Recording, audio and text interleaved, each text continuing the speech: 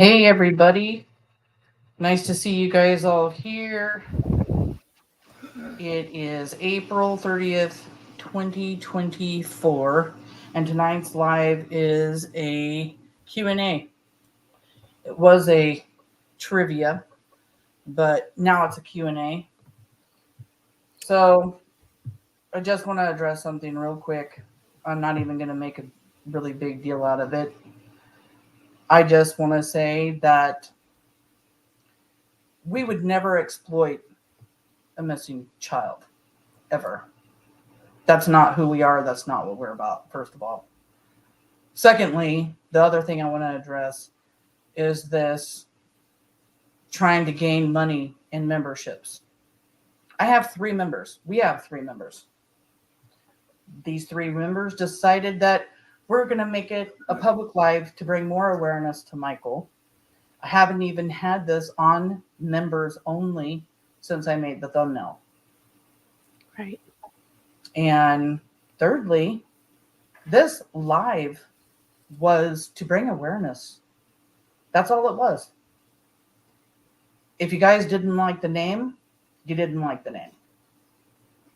I talked to many, many people who didn't think that it was an issue saying trivia. The only reason why it's changed is because I don't want the YouTube drama. Plain and simple. Yes, it was never about that. Truly just what we thought would be a fun way to get to know people on a more casual setting, but also raising awareness at the same time. It was all about awareness, community, and Michael. And it just sucks it got misconstrued, but I'm glad you're all here, and it's going to be a great live. And we have a lot of great information to go over regarding Michael. So thanks for your support and for understanding, because it just got misconstrued. Yeah, I just got to address one more thing. The assumptions is what was the most aggravating and most surprising thing, because some of those assumptions came from people that I have spoken with on a daily basis in chats all over YouTube, that have been in our lives, that know the time, money, and effort that we put into our lives and what we do for the children that are missing. And it was hurtful. I'm not going to lie. My feelings were actually hurt. And I realized something. You really don't know people.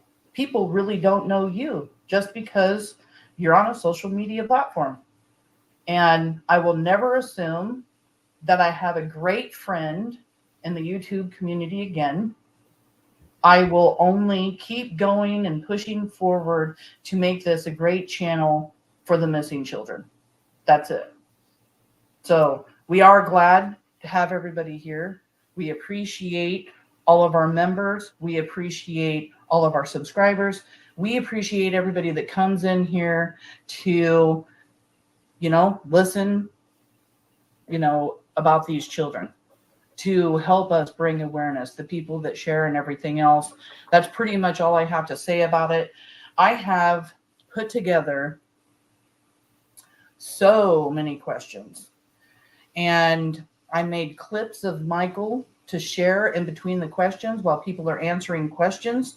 So if you want to join in, join in. If you're here for the drama's over, because we're going to go on with our show. If you're in here to be rude, you're going to be, either blocked or put in timeout, because I'm not going to have anybody disrespecting me or my partner on my channel. So we're moving forward. I hope everybody else can. I'm sorry that so many people thought that this was a big mistake, and especially when they didn't even know what this live was actually all about.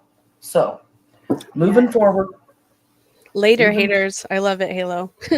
And welcome, Sammy. Thanks for being here. We appreciate your support. I'm going to get my chat pulled up here. just while we're on the topic of it, we really do appreciate the members that choose to support us, because um, it goes towards things like flyers and documents that we show on our live and things like that for getting information out. Um, and if you, yeah, I mean, I know the offer stands for anybody. If you want flyers for Michael Vaughan, Kyron Horman, I've even sent now um, tons of flyers for Seth Rogers or to, over there. And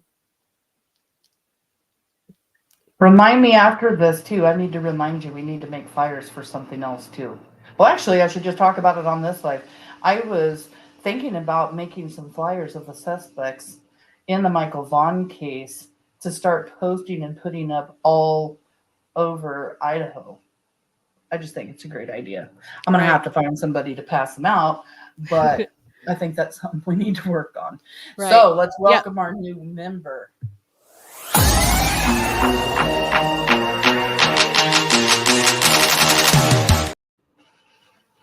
I swear that song makes me want to get up and dance. Right. Oh, me too. Yeah. So thank you for being here, Sammy. Thanks for everybody else for joining. Q&A time. I'm going to be honest. I'm a little nervous. I love research, but my brain can only hold so much space for information. And I'm going to be totally truthful. It's stuffed with Kyron Horman. So let's see how good I do on Michael Vaughan. She has no idea, you guys, what these questions are. I'm like, you're going to play the game. Okay, Leah's playing the game. Yes, I'm all the questions. Exactly. And yeah, these questions are just for everybody to like really get to know the case, really get to know Michael Vaughan, and all of the sweet little clips and the face that we'll see of Michael Vaughan is just going to bring a different vibe in here tonight.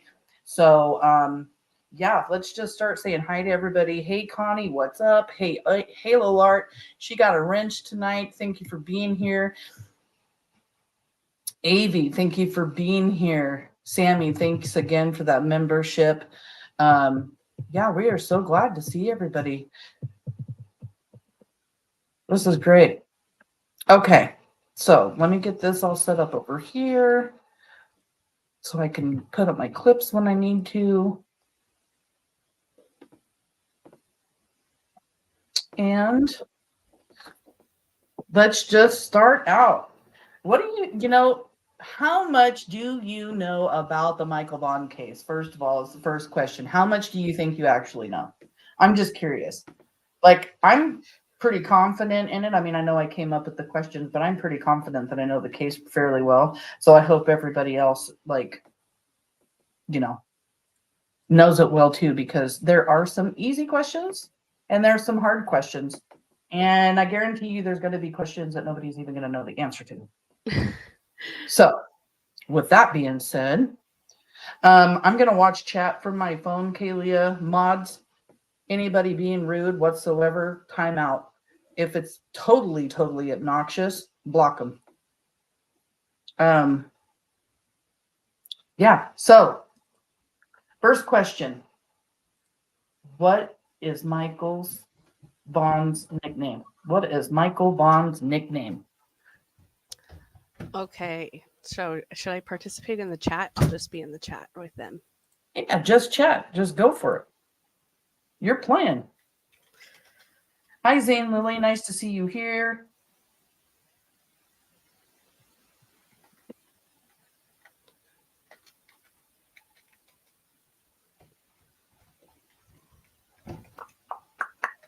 There we go.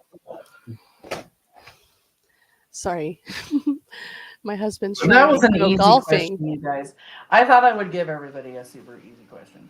That was easy. We all know Michael Monkey Vaughan. Monkey is his nickname. Love that nickname. Yes. So the second question, how old was Michael when he was abducted? Ooh. I think.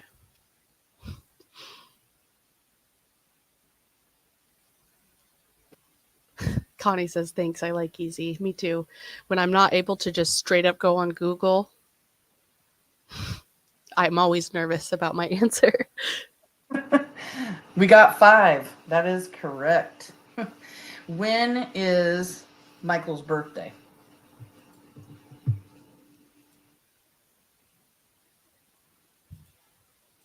Okay, I am guessing because I feel like his birthday is close to mine, but I could be wrong on my answer. Ooh, Kayla, you're so close. Oh,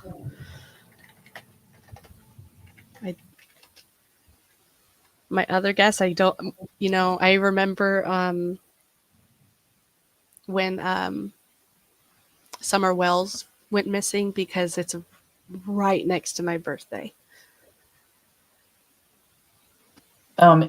His birthday is June 24th. Ooh, I was close. I said June Yeah, 22nd. he actually came up missing just right after he turned 5 years old. Just right after, a month, pretty much a month after he came up missing. Okay, here's a good one for you guys. What are the names of the 4 suspects in Michael Vaughan's abduction? I have to sit this one out because, yeah, it wouldn't be fair. Oh, look at him. You can do just first names if you want. You can do first and last names. It doesn't matter. Did you make that picture, Samantha, with the parachutes and the beautiful sky? That's a beautiful picture. No, I actually found that on Michael's Facebook group, one of the Michael Facebook groups. I kind of went through a few of them to collect some nice pictures because I just have the same ones that I've been using for months and months, and I wanted to just find some really good pictures. And there's a lot of people that have done good pictures. There are 4 suspects in the Michael Vaughan case that law enforcement has called out in Fruitland, Idaho, and it is Sarah and Stacey Wondra, Adrian Lucian, and Brandon Shirtliff. There's no disputing it. There's no other suspects. The parents don't have anything to do with this. They have been cleared. Fruitland police and BRANDI and Tyler and their family, they're pretty much all family. All that law enforcement and everything. And I've even heard them in news conferences called them, Michael's like their son that they're looking for, and they're doing a damn good job. So can anybody name a YouTube channel that Stacey Wondra was on?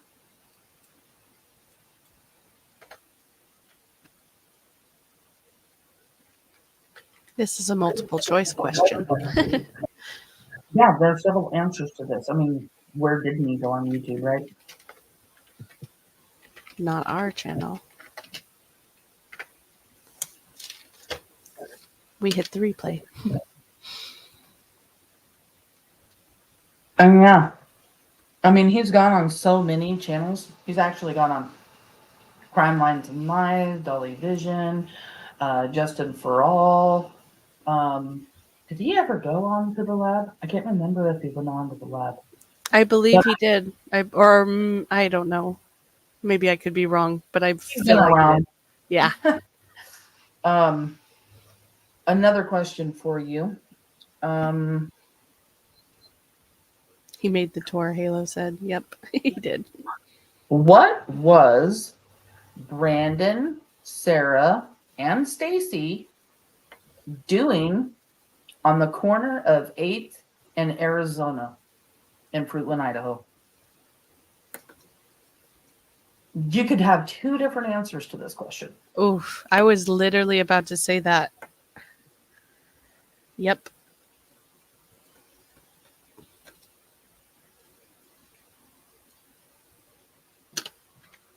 Avi, you were right. I think it was a joint interview with Justin and Josh.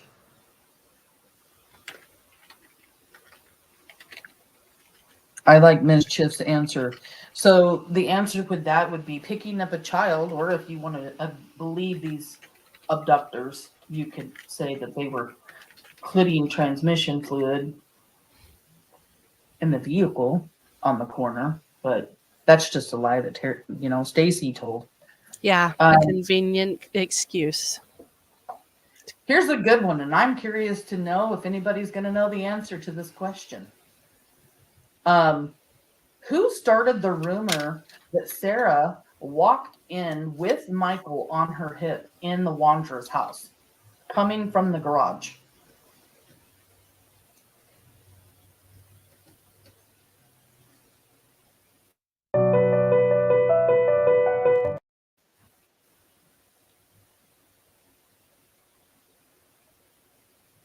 I don't know the answer to this question.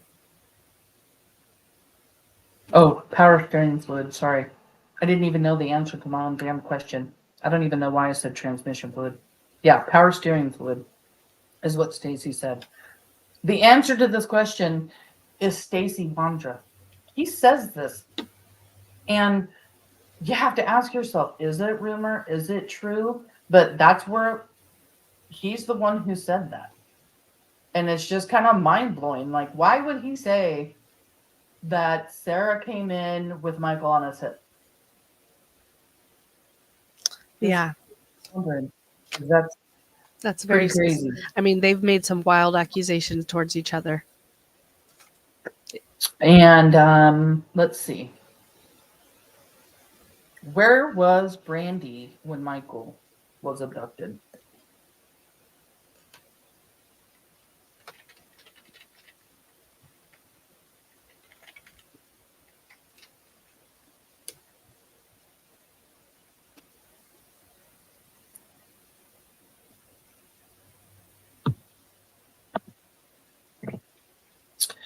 Yep, she was at work. She was seen on camera at work. She had nothing to do with her son's disappearance. She got a call from Tyler at work. People were there, witnessed it. There's just no disputing the fact that BRANDI NEAL was at work. Okay, so where was Michael's papa when Michael was abducted? Who knows the answer to that question?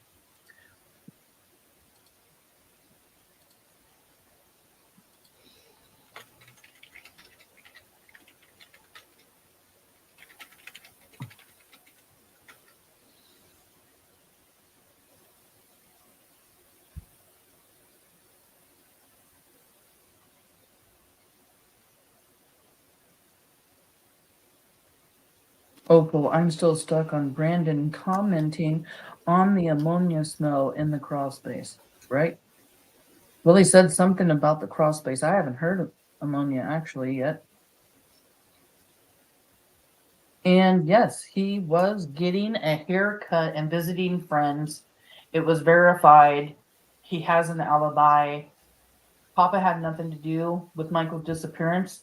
There have been rumors that have said that he had something to do with it. There was rumors saying that BRANDI had something to do with it, but that's just not true.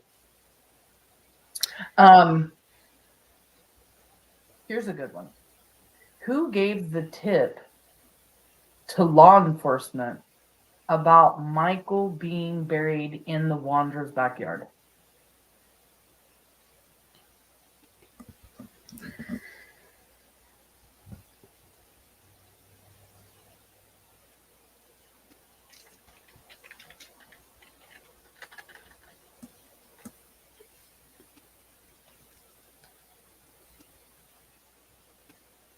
If you have any information on Michael's disappearance, please call the tip line at 208-642-6006. No tip is too small for Michael. Monkey Bond. You can also email at findmichael at fruitland.org. All right, what do we got here? Stacey is correct. Stacey is the one who said that he was in the backyard, and then he was the one who turned around and said that he gave a false tip. Why he would say that he gave a false tip, nobody knows. Did he know that Michael was back there? Did he know that Michael had been moved? Those are the questions you got to ask yourself. I believe, in my personal opinion, that he knew Michael was there. I don't know what to think about Michael being gone. I'm not sure if Stacey knew that he had been gone or if he pretty much crapped his pants when he found out Michael wasn't in the yard. Yeah. I mean, right? Right. I mean, he's thinking he's going to get some deal and get let out because he's given law enforcement information so that he can get some time taken off his sentence or something. But yeah. Nope, didn't work out. That I know that I'm sure he was, if that is how it happened, you can only imagine how shaken and surprised he was. Um, as far as the tip or whatever, I'm not going to deny that there are people that are pressured into false confessions or anything. But the thing is other people pointed the finger at him too and confessed to at least having knowledge of something happening to Michael. Like even if I feel like even if I don't know if you're going to go into a question about this later, but hey, you know what? Here's a hint for the people. If Sarah did say that, oh, the Almighty God told her that Stacey did it, I mean, to me, that's just like a subconscious admission to like explaining it without having to really give a reason why. I don't know. Yep, for real. Um, who was arrested for failure to report a death? Well. I think a lot of people are going to know that question. And isn't it such a beautiful picture? I love this one. I'm Yes. keeping this one in my file. Yeah, that's a really nice, beautiful. I don't know who made it. And if you answered Sarah, you are correct. Those charges were dropped, but they can still charge her for the failure to report a death. What's it called, Kalia? When they can still go after her? They drop it without prejudice. Prejudice, thank you. Yeah. Yeah, they dropped it without prejudice, which means they can later on come back and charge her with it. Not really sure why it was dropped when it was dropped, but it was dropped. But she was the one that was arrested for failure of reporting because she literally tells law enforcement that first she actually says, and this is according to the affidavit, that Michael was buried in the neighbor's yard. They looked in the neighbor's yard. He wasn't there. Who's the neighbors? That's Carson Starkey and his wife over there. And then she said that Stacey did it. The Almighty God told her that Stacey did it. And then she turned around and threw Adrian under the bus and said that Adrian did it, but that Stacey had buried Michael in the backyard.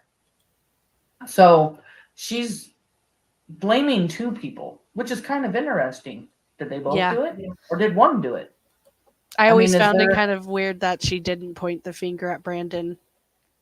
Well, yeah, and it's strange to me that she points her finger at two people. Yeah, right. Because if you look into that just a little bit, you can ask yourself, did she do that on purpose? Does she say that on purpose because they were both involved? Or did she just change her mind and throw somebody else under the bus? Yeah, right. I don't know.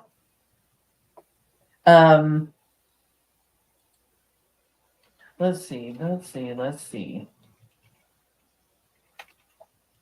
Who was in the Wondra house that Sarah fought with, and she ended up beating him with a dog bone and pointing a pew-pew at his head?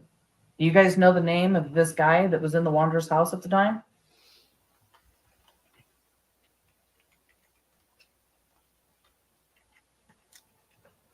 You can do first name, first and last.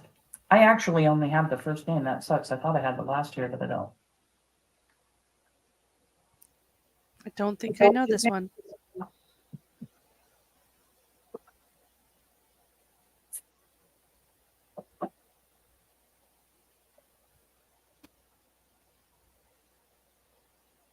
Not seeing anybody.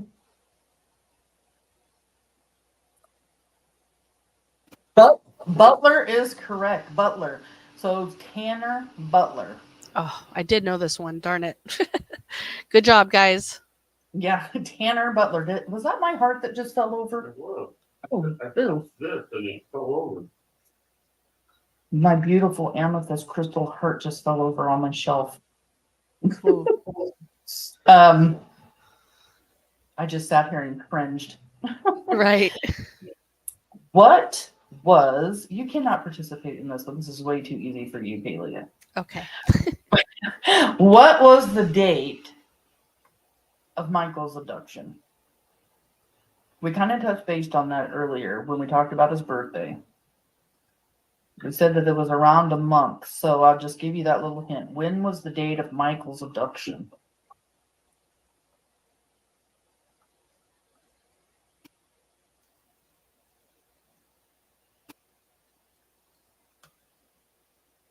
Maybe that's the one I mean.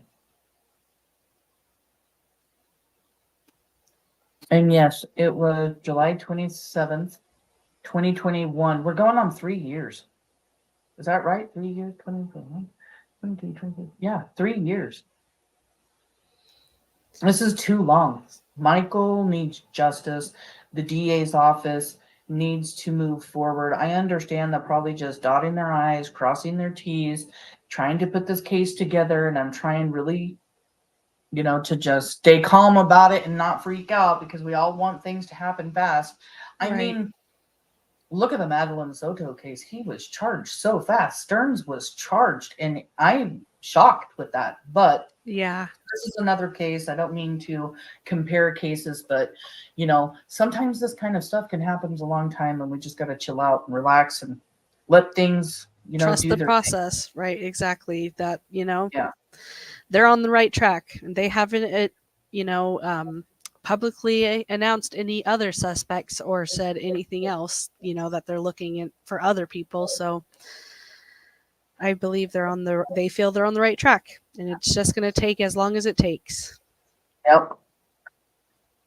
And so the next question is, who did Sarah say told her that Stacey did it?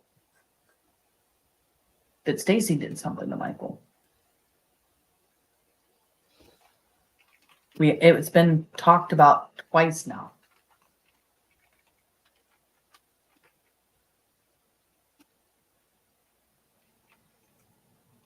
Boom shakalaka, y'all are good. Yes. The high God told Sarah that Stacey did it. The most high God told her. Okay? Little strange.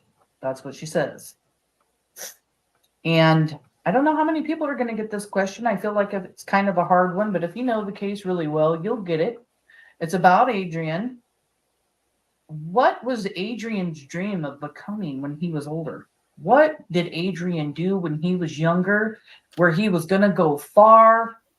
He was going to be somebody. This was his dream, you guys. This was his dream.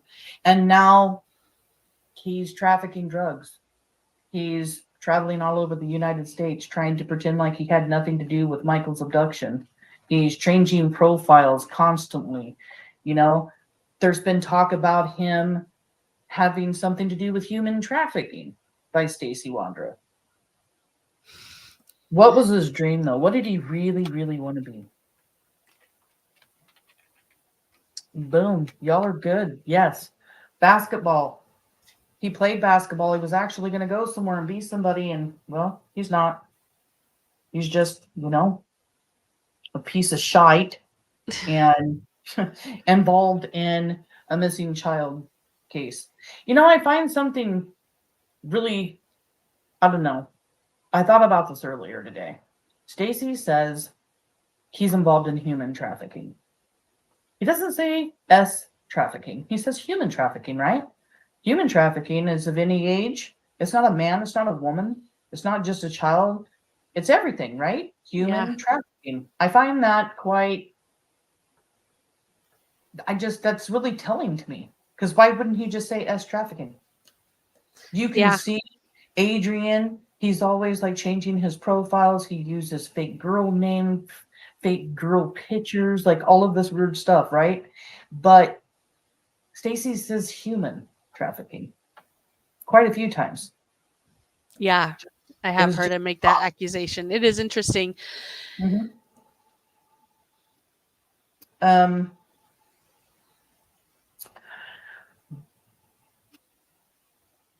let me see. I gotta flip over my page here.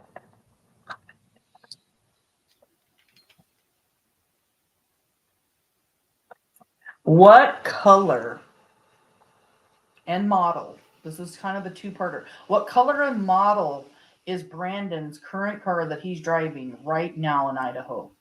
Don't know where he is in Idaho. Don't know if he's in Kuna. I know maybe he's spending a lot of time in his mom's house. He could be because his mom, Tina Moreland, is it what is it?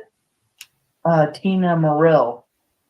She babies him so much, paying for his fine, getting him out of trouble. Probably the person that bought him this car, or because he's not working, what would he be doing to get a car like this? We talked about one car on one of our last lives, but this isn't even the same car now. So I'm kind of tricking y'all.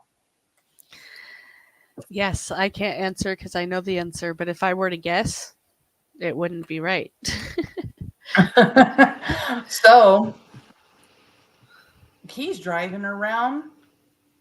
What is it? It's a silver Mercedes.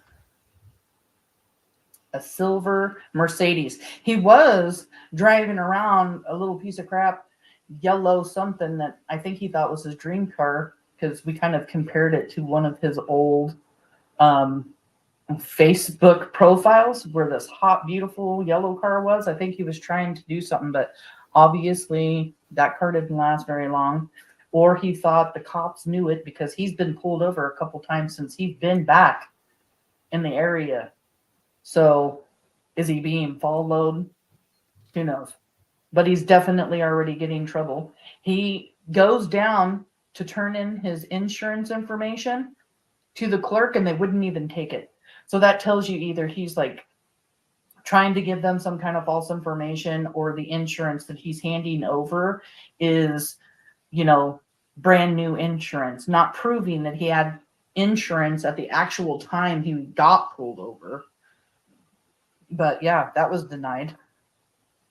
But yeah, I think mommy may have helped him get this, or he's back into selling drugs or something. I don't know.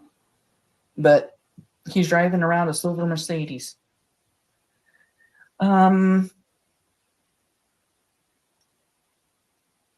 Here's a good one for you guys. We mentioned this during one of our last lives, and I even put up the picture of Stacey going to jail this last time. How much did Stacey Wondra weigh in his most recent arrest? I'll give you guys a hint. It's over 500.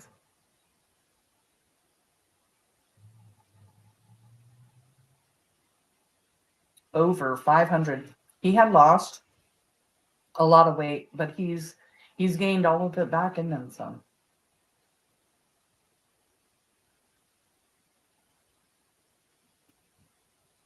Sammy's guessing 600 pounds. Not that high. Connie S., I'll give it to you because you're saying 550. He weighed 545 pounds when he got arrested this last time. I can't tell you guys what he was arrested for because that's one of our next questions. What was Stacey arrested for this last arrest that put him back in jail?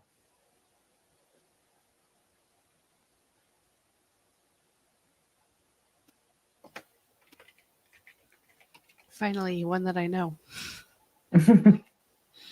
or one that I can answer. Yeah, fairly. Opal, it was a bunch of weight. He's gained a bunch of weight back.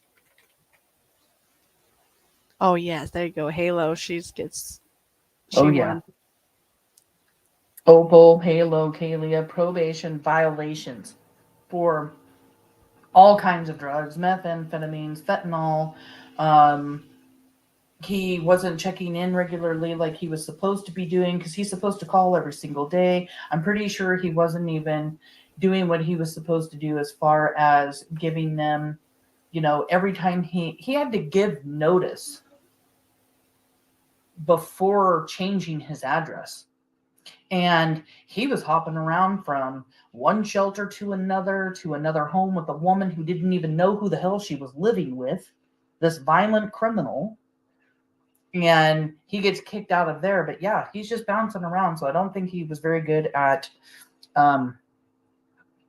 keeping up with all of his other probation stuff. Here is going to be a difficult question. Unless you stalk Brandon, you may not know the answer to this. Where was Brandon on Easter? Where was Brandon on Easter?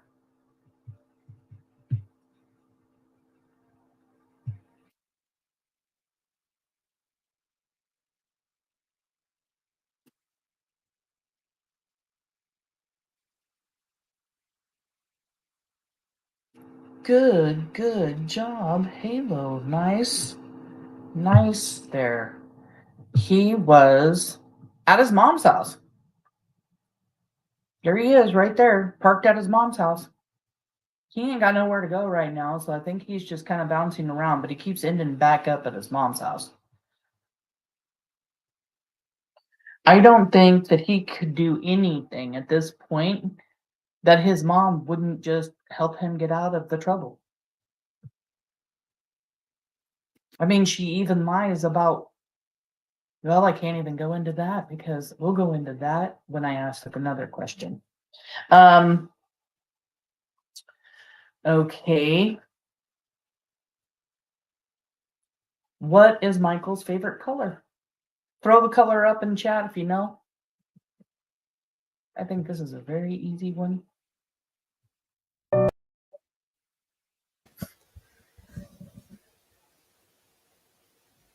All right, I made it back.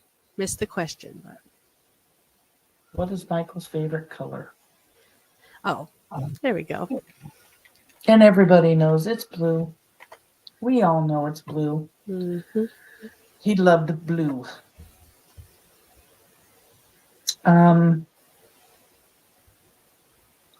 Let me see. What was seen on the refrigerator at the Wandra's house during one of Sarah's TikToks? This is just to think about, is just one of those eerie things. It is. It's so eerie. It's just, and I mean, I know a lot of people are going to know this. Court K, Opal. Yep, flyer. There's a flyer on the refrigerator in the Wandra's house when Sarah's doing these are the suspects. And Michael Vaughan's abduction with a flyer up on the refrigerator. Did they want to just sit and look at his face every single day? Like, whoa. Why would they want to have that up on the refrigerator? Why would they want to? Well, I mean, was it for the TikTok? I doubt it. I don't even think she realized it was actually sitting back there on the refrigerator. What do you guys think? Do you guys think that she actually knew it was back there? Was that the reason for the TikTok? Was it like a manipulation tactic for everybody to think, we wouldn't have anything to do with it? Look, I got this flyer on my fridge. Or was she just doing a TikTok? Was it just there in the background and then she just gets called out? I just don't understand why they would have it on the refrigerator. It just doesn't make sense to me. It's actually quite disgusting. Yeah, it is. I don't know which way I lean on that, like if it was intentional or not. I don't know. But I will tell you one thing, as somebody that I'm sitting next to tons of flyers of missing kids. Like, I'm not trying to be offensive when I say this. There's not any on my fridge. And then, she goes on to, or both of them, they both go on to say that Michael was in their backyard at one point, buried in their backyard at one point. It's the whole thing is like, I don't know. Yeah, and you have Stacey Wondra also posting up his his picture on his own Facebook, a picture of Michael. He Right. changes. Stacey Wondra changes his profile picture to Michael's. And I want to say that was like right after he came up missing. Yeah, I believe you're right on that, actually. Yep. Yeah, When you that think just about it like that, just is like it gives you a chill. Like, what is the intention? Why did they put that on their fridge? Yeah. yeah, I don't understand why they would do that. I really don't. I mean, you would think that if they had done something with him or harmed him or something, that people draw away from that kind of stuff and they wouldn't. I'm not going to get into that. I can't get into that. I think it's rude to get into. But um, here's a good one for everybody. Some people are going to know, some people are not going to know. What did Brandon's mom, Tina Marill, inherit when Brandon's grandfather passed away? What did Tina Marill inherit when Brandon's grandfather passed away?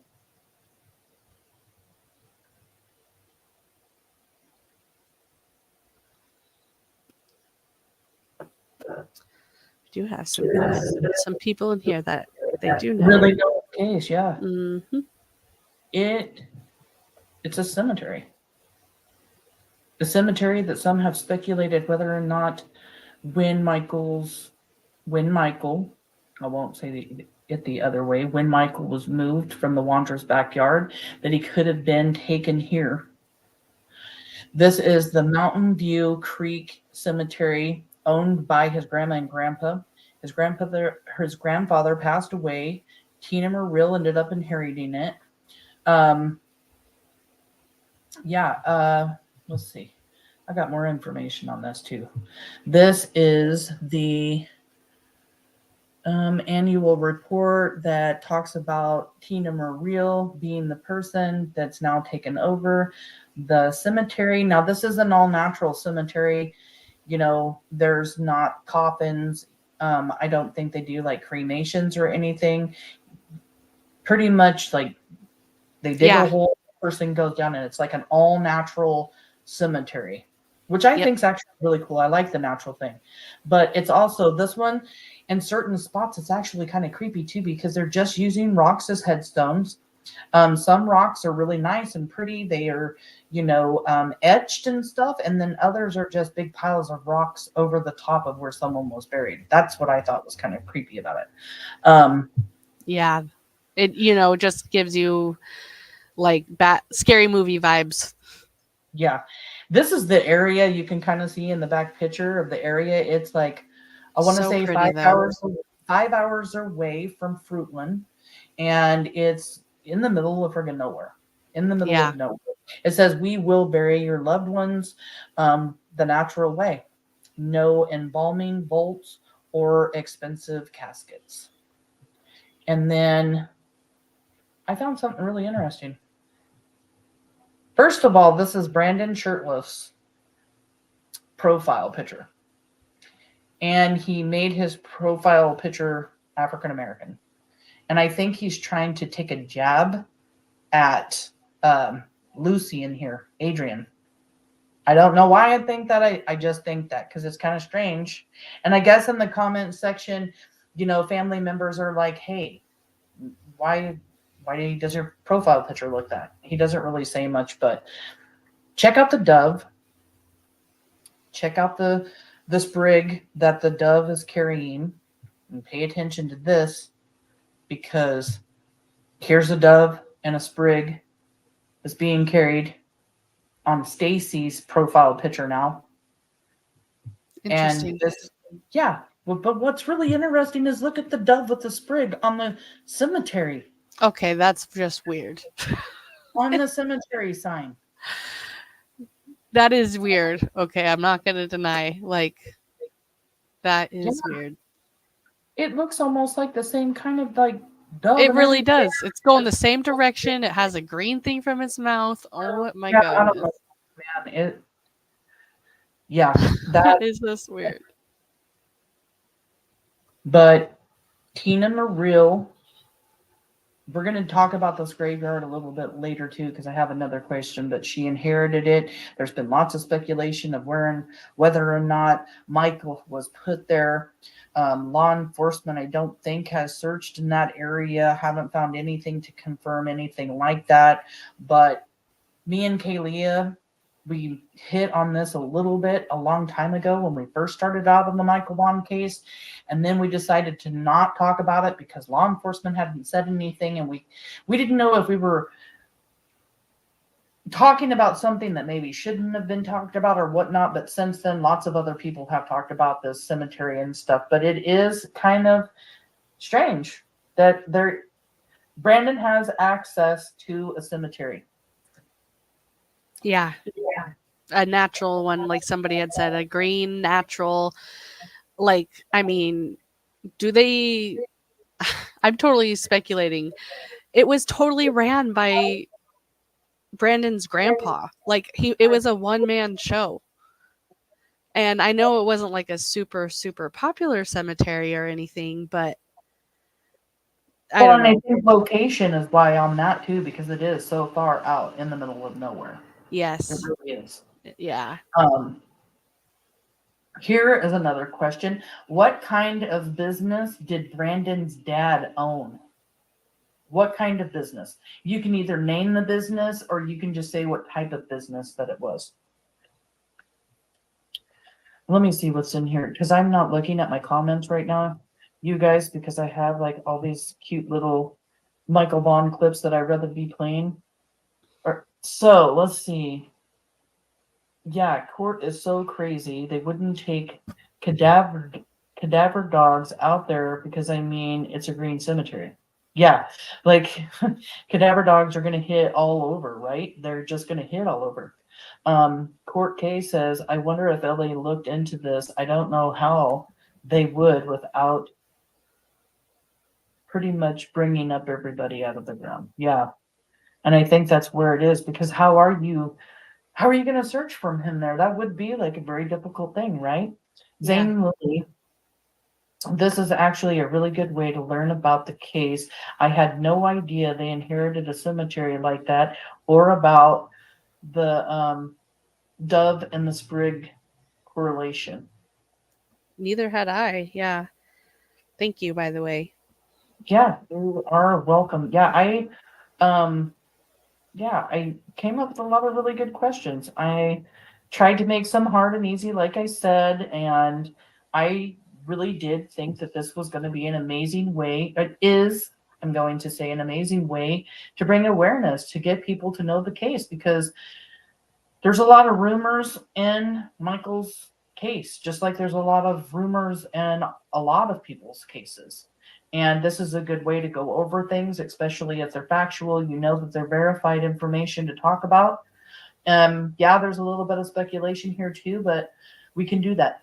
People are allowed to have their own opinions. And, you know, even when we're speculating, it seems like some of us are agreeing anyway. So there's that. Can I just say, Opal, man, if she's got this answer right, I'm going to say you're amazing me. Does she have it right? She says Shirtlift Construction LLC. Is that right? So it is Jericho Excavation. And I believe it is owned by him and his brother, or maybe it's him and his brother works there. I don't know. But he does. Brandon actually does some work there too when he's like staying with his dad and stuff. So Brandon knows how to excavate things. Right. Well, close. Yeah, very close, Opal. Yeah. I was about to be like, man, that is a crazy. And oh, the old company name. Oh, they switched it up. Makes sense. Why am I back on this page? I don't even know why I'm back on this page. Hold up.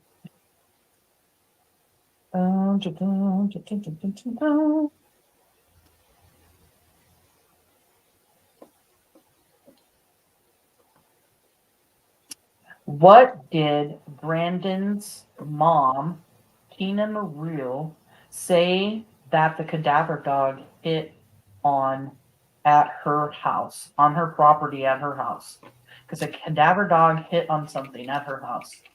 And she claims that this dog hits on something, but we have mountain search and rescue go, no, that's not what cadaver dogs hit on. They're not trained to hit on that. It's not true. The cadaver dog hit on a death scent pretty much like it's supposed to. Now, that's not what mountain rescue says, but that is the facts.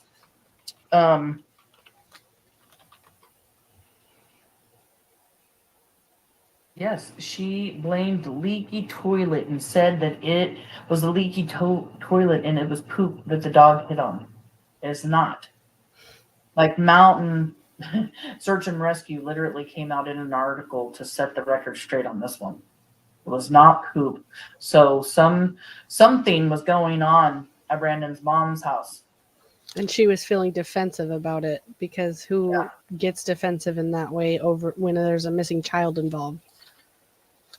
Yeah, why not right then just say, oh my God, I can't believe that happened. Yeah. If you guys search more, if you guys need to do more or whatever, like go for it, whatever. You know what I mean? Like, exactly. Yeah, her response to that isn't the kind of response. Her response is to protect her son, like she always does.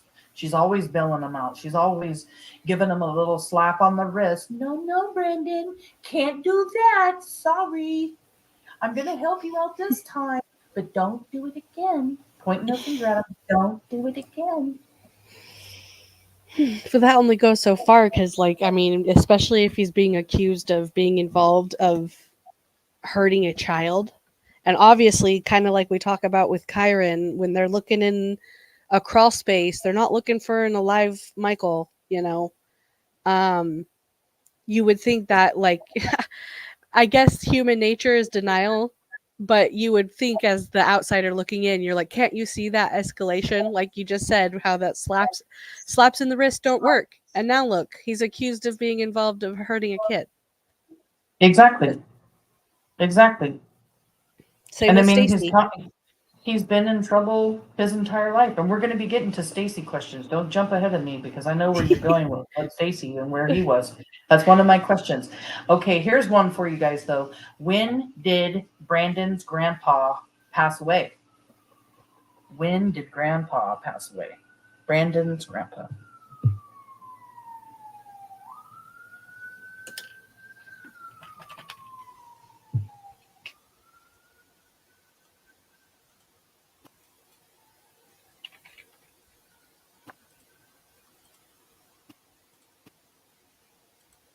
Thank you for being here, Connie. And yes, thank you, AV, for sending Connie over. We appreciate you so much.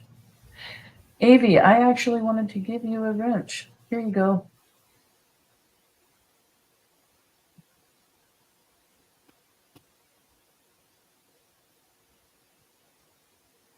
So, yes, he passed away in 2021, and it was in October of 2021. And it was the first week of October in 2021. Good guess, Emmy. She said October 7th. Where did Stacey and Sarah Wondra travel the first week of October? So while Brandon Shirtlove's grandfather has passed away, Sarah and Stacey have left town. Brendan doesn't go because his grandpa passes. Where did they go? You can name any state that they traveled through, and you can name one or both of the two states that they were in the most. You can even, if you really want to put in some detail, because you know the answer to this question, why did they go? Why did they go on this trip? Why did they say they went on this trip?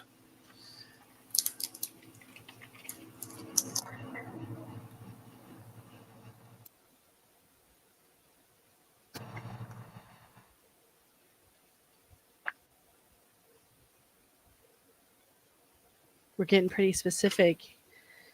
Court K. Texas to save a dog, for a dog, deliver a dog. Also New Mexico, Texas to pick up a dog, for a dog. Yes, court. So They originally left town to go down and pick up a dog in Texas. While they're gone, Stacey ends up in a hospital in New Mexico. Leaves the hospital without the permission of the hospital. He's just like done. He says it's because they wanted him to pay for all kinds of medications or whatever. I think he's coming down off drugs and needs to get the hell out of there so he can go do drugs. That's my personal opinion. But I find that everywhere he goes, he seems like he can't be good for too long because he needs to go find the drugs and do the drugs. That's my opinion.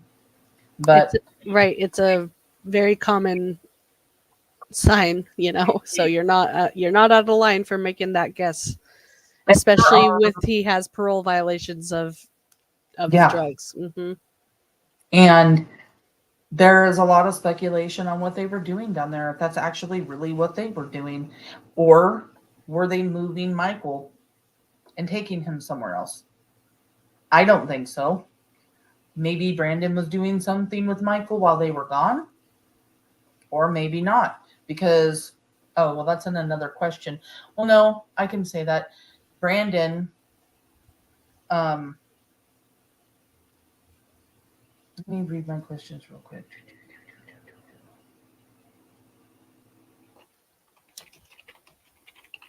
Yeah, Brandon's grandfather isn't buried for a while. But anyway, let's move on. I have something to say, but I gotta wait till the question gets here.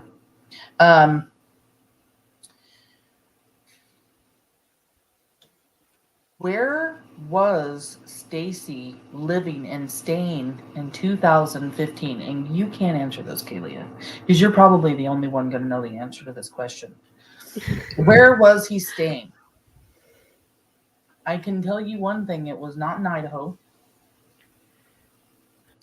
You can come up with the state, or you can actually come up with the name of the place where he was staying. And no, it wasn't jail or prison.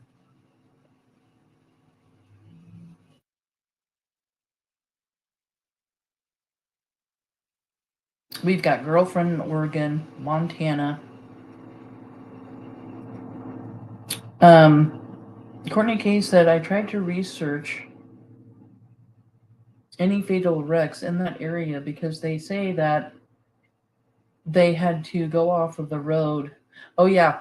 They had to take that detour because there was a fatal accident on the freeway. And she's saying that she couldn't find any of that information. Girlfriend in Oregon on 30 acres. In 2015, Sarah Wondra was staying at the Montana Developmental Center. Kalia, can you explain to them what exactly this center was for? The MDC. Sorry, I just stepped in from mom duty. It was what seemed like a center, what was described as a center of last resort, literally, because it was a place where people who were identified as being dangerous to themselves or others, or maybe likely to commit crimes, they were put and basically given a place to live that was, I think, funded by the state of Montana. And from a young age, he was identified as being somebody that was at risk of either hurting himself or others, and was living in this developmental center, which, when we did a live on it, we read some news articles about some other people that were there that ended up committing horrible crimes and doing horrible things. And I mean, I don't want to generalize, but like we said earlier, slaps on the wrist sometimes don't work. And it seems like Stacey has had lots of slaps on the wrist, and he kind of uses an intellectual disability to his benefit. He has learned, in my opinion, based on reading his own words and his own letters to the judge and stuff, he's learned that he can use certain words to his advantage. And he really fell back on his intellectual disability in the court several times. And that's how he's kind of gotten away with a lot of the things he's done with just a slap on the wrist. Yeah. Did you mention that this place closed down? I didn't Oh, hear. no, I didn't. Yeah, this place didn't. It went. I guess there was a lot of allegations of abuse. Excuse me. Restroom, while you finish, and I'll come right back. Hold on. Okay. Yeah. Um, there were a lot of allegations of abuse from the staff towards the patients and the people that lived there. And I think that I don't know if it was brought on by the people's families or if it was something from the local government, but somehow they passed a law that cut the funding, and they literally, the article says their only option is to rent apartments for these people and like watch them from afar. And that's what they ended up doing. Sorry. I have also, I know Samantha stepped away for a minute, but I also have brothers fighting upstairs. But I think they got it figured out, it sounds like. I'm sure if you have siblings, you understand.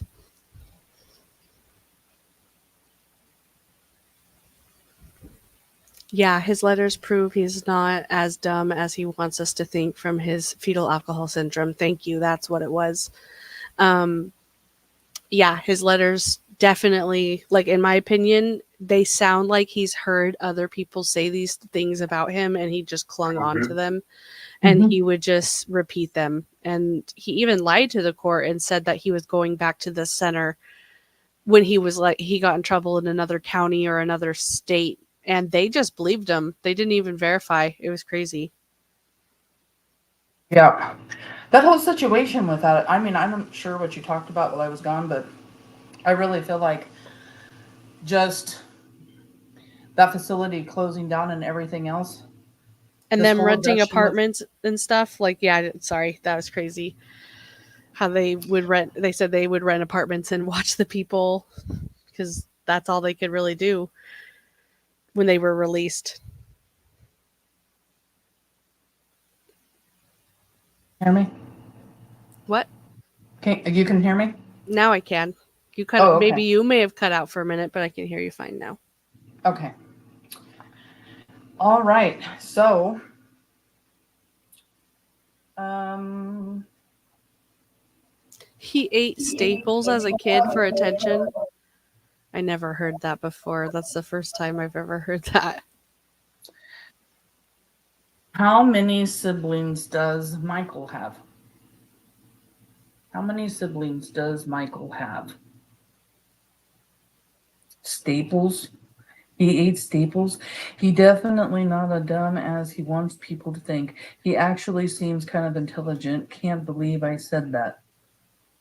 He really does try to play off I that. do agree. Yeah.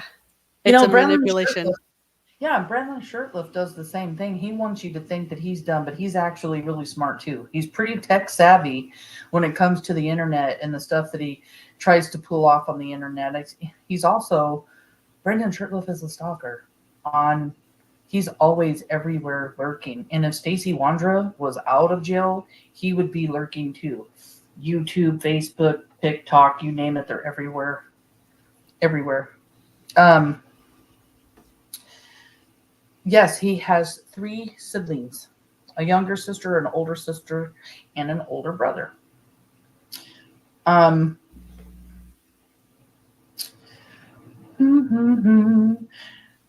who was suspected, that's the key word here, who was suspected of walking the neighborhood around the splash pad?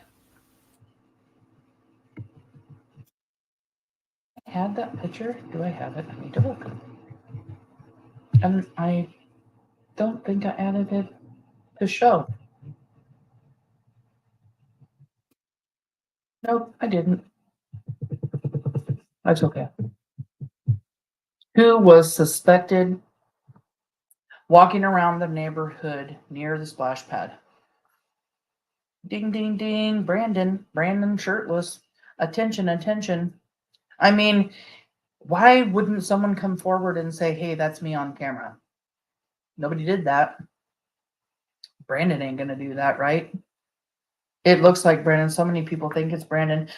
We can't say 100% that it's Brandon, but we can say 99.9% we're sure of that, right? I mean, looks like him to me.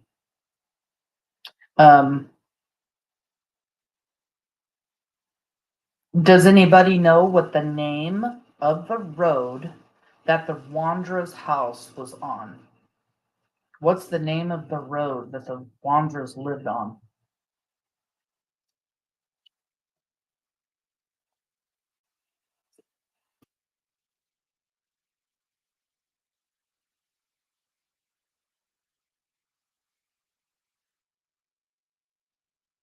Oh, Kaylee muted herself, so that's why she's so quiet.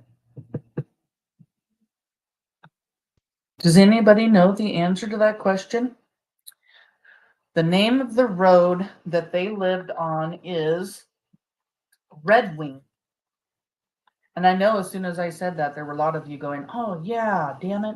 Yeah, that is what the name of it was, Red Wing. Here is a good question, and I'm going to talk about this one in a minute. Who dug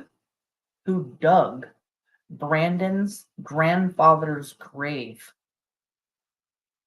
Who dug Brandon's grandfather's grave? Halo said, I said it. Red ring. Yep, I see that now. My phone's slower than my computer. Connie said she should have known that one.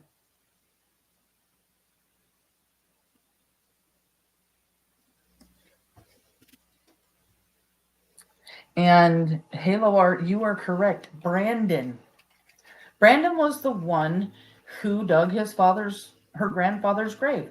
Like we said, this is a different kind of graveyard, cemetery, whatever you want to call it. It's an all natural. Now, Brandon's dad has an excavation company, and some of his excavation tools, excavation machines, were actually at his sister's house, Brandon's sister's house. And Brandon was able to get that and use that to take it up to the cemetery and dig his grandfather's grave. So Brandon's up there digging. I mean, I think everybody can understand why that's a little bit sus. Absolutely. That is absolutely so. It, just use your imagination. You never know what somebody is capable of doing, especially somebody that's like desperate to hide a horrible action, Yeah.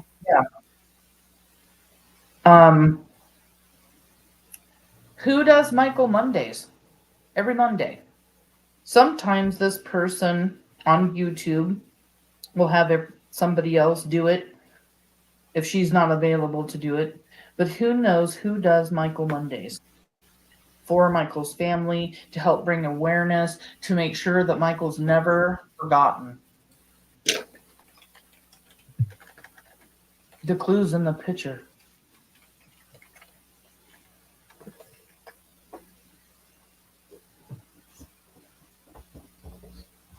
Yes, Purple is correct. Purple Phoenix's channel on YouTube. She's the one who does Michael Mondays for BRANDI, NEAL, and Tyler and the family to bring awareness for Michael. If she can't do it, she'll have somebody else do it. But every Monday, somebody's doing something on Michael Vaughan here on the YouTube streets to help keep awareness going. In the Michael Vaughan case and Monkey's case, I'm going to throw up another banner here. If you have any tips at all on Michael's disappearance, please call the tip line at 208-642-6006. You can also call or email, find Michael at fruitland.org. No tip is too small. These four suspects, Stacey, Sarah Wondra, and Brandon Shirtliff, and Adrian Lucian. You may know them. You could have hung out with them. They could have gotten drunk or been doing drugs and said something that they shouldn't have said. You don't know whether or not you should go tell law enforcement. You're afraid to get in trouble. Well, guess what? I got news for you. You can call in anonymously. You don't have to give your name or nothing. You can give your name, but make that phone call. If you think you know something in Michael Vaughan's case, you need to be calling Fruitland Police Department because there's an entire family and community suffering right now. All they want is Michael home, and the family deserves to have him home. So if you're that person that can make that happen, make that call. Um, all right. So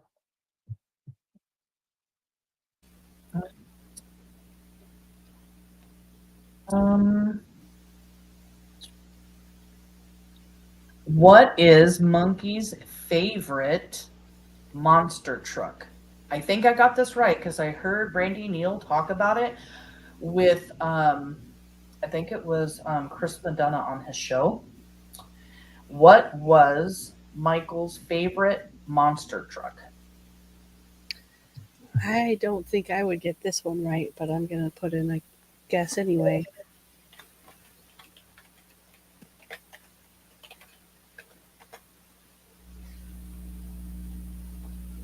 And like Courtney or Court case says, you can even write an anonymous letter or something, an anonymous email. You can do something. Yep. Okay, Leah, you got it, girlfriend. So, Gravedigger, his favorite monster truck was the Gravedigger. And what's really messed up and sad is that the family had actually gotten tickets to go see his favorite monster truck, and Michael was abducted before he could ever go. And it's one of those interviews that she did that just absolutely breaks me because, you know, Michael had a future. He had so much to enjoy in his life, things to do with his family, holidays. Right. He there was so much. He was only 5 years old. Yeah, the ripples of his disappearance, they just will go on and on for his family and the people that are impacted most by his disappearance. It's heartbreaking to think, I'm a mom, and I definitely just every time I think of it, my heart just goes out to BRANDI and any mother of a missing child that has absolutely, I always have to put this at risk, has absolutely nothing to do with it. And I only have to put that at risk because we have haters that always, long story. Yeah. But we have haters from another case, not this one, and not anything doing with what happened today. Just. Yeah. But yep. Anytime I think of it as a mom, I just, again, of course I will always advocate for kids, but that's the soft spot that just gets me like, oh. Let's throw up a little video for Monkey real quick. Put up some monkeys, put up some hearts in chat. Show our support, show our love to Michael and his family.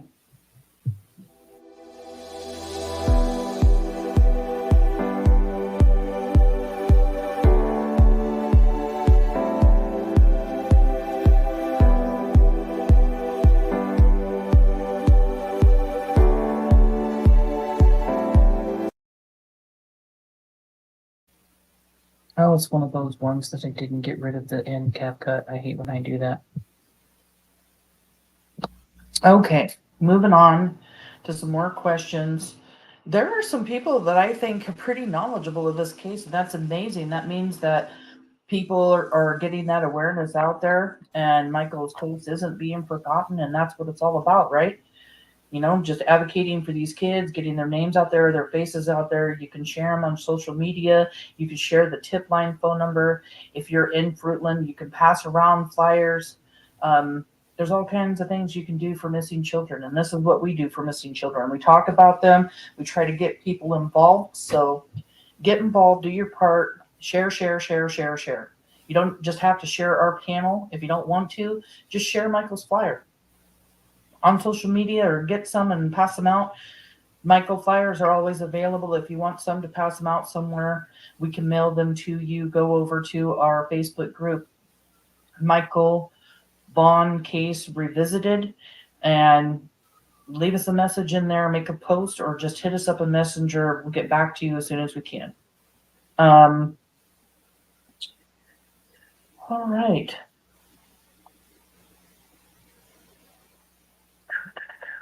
I already asked that one. Talked about that one. Does anybody know the answer to this one? Is Adrian and Brandon associated with gangs? I'm not going to repeat the G again, but are they associated with GANGS? Adrian and Brandon.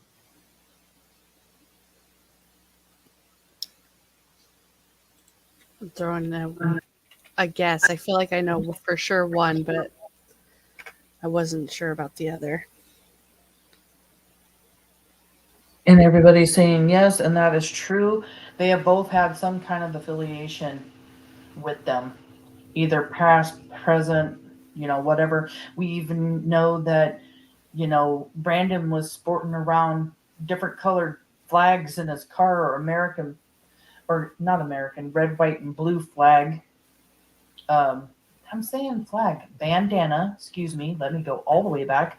Brandon Shirtliff in his car was sharing red, white, and blue bandana, which could mean several things. Not going to go into all of that because it's YouTube and I don't want anything happening to our channel, but are the suspects in this case associated with drugs and doing drugs? Whether selling drugs, doing drugs.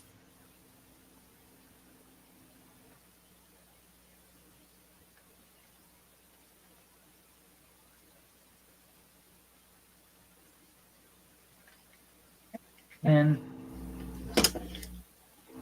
hey, Mona. Let me go over here to my comment section.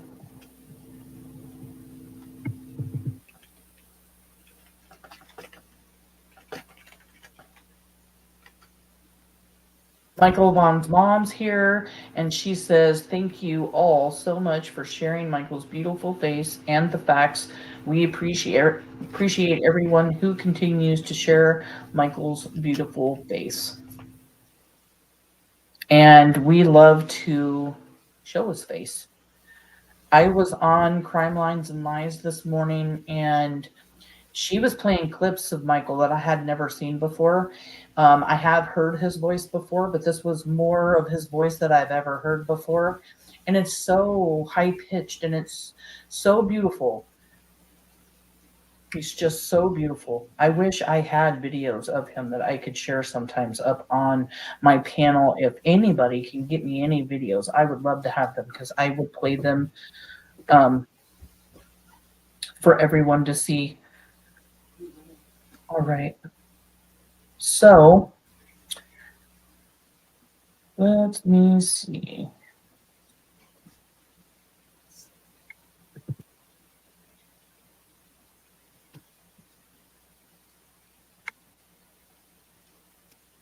Thank you for coming in, Brandy. We love you. We're here for you. If you need anything, you already know. We got your flyers if you need them. I know you're getting them from the Kyron Horman Foundation, but if you ever run out, you just need to let us know.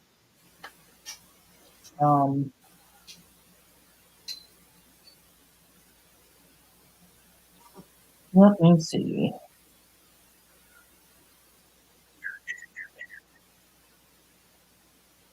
And yes, they are all associated with drugs, doing drugs, selling drugs. Have all at one point in time got something to do with it. Period. Does Stacey deny being on a boat? Now, this was in one of his interviews. Does Stacey deny being on a boat?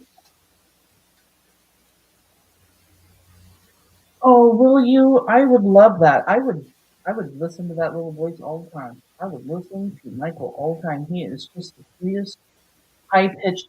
Kaylee's son has that high pitched voice too, and we'll be on the phone talking sometimes, and he's in the background, Samantha, and he's just so cute. I Oh, am a yes. sucker for the babies. I'm telling you, I really am. Um, Brandy's Yes. thinks that she will definitely get us some videos. Oh, good. Um, and Michael's beautiful laughing voice. Thank you. Good night. Good night, hun. Thanks for stopping by, Brandy. Take care. I can see Adrian out of Ohio. Stacey denies everything. Yes, he does. He denies everything. I know. Let's see. Everybody's saying good night to Brandy. Yeah, so here's the thing. He denies being on a boat. Okay? He denies it. But guess what? He's on a boat. He denies it, but he's there. Oh, my goodness. Yeah, Busted. yeah, busted. Um, I'm not sure where he's at in this boat, what he's doing. It almost looks like kind of a younger, but yeah, he just talks about not being on a boat, never been on a boat. So yeah, lying again, busted in another one. About the Um, littlest things, too. It's like, what the heck? yeah, This why is are on you? his own public Facebook. Yeah, why are you gonna deny being on a boat? Yeah. It's just weird. Mm-hmm. Interviews when you're getting asked questions about a missing boy, about missing monkey. Why would you lie about that, Stacey? Was Stacey Wondra seen on camera at the splash pad by Michael's house? This is an easy one, you guys. Was Stacey seen on camera?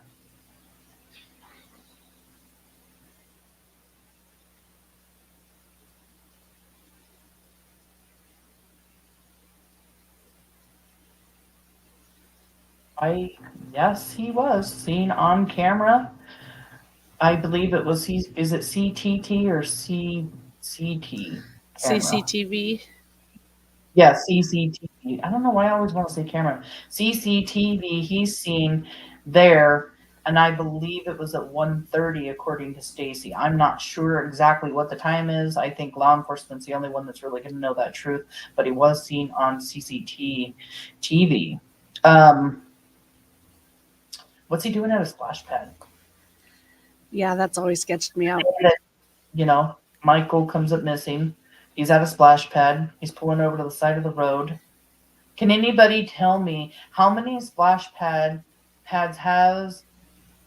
Oh, I got the other question. Wait, was I kind of gave it up already? How many splash pads did Stacy go to in the area around the time that Michael disappeared? How many splash pads?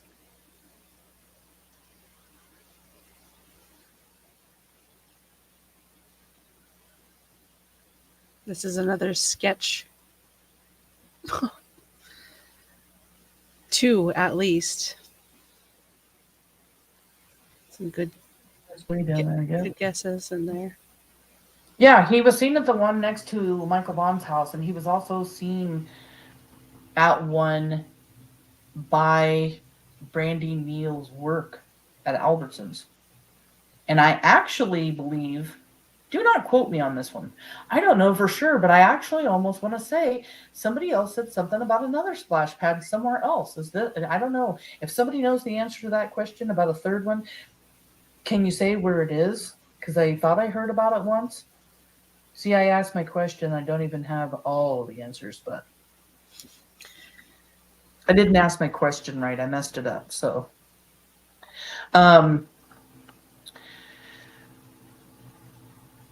did Michael Monkey Vaughn wander away from his house on the day that he was abducted? Was Michael wandering out of the house, wandering around? Did he leave the house on his own? Is pretty much what this question is asking.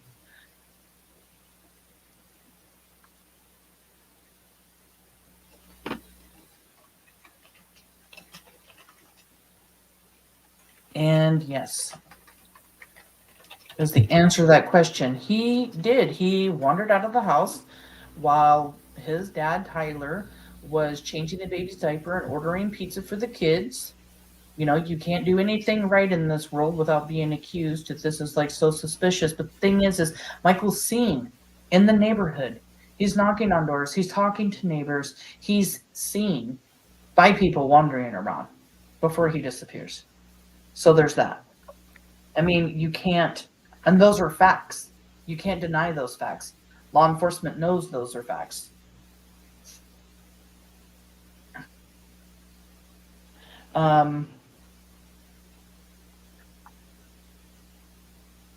What was the name of the Wandra's taxi business? What was the name of the Wandra's taxi business? They changed their name after.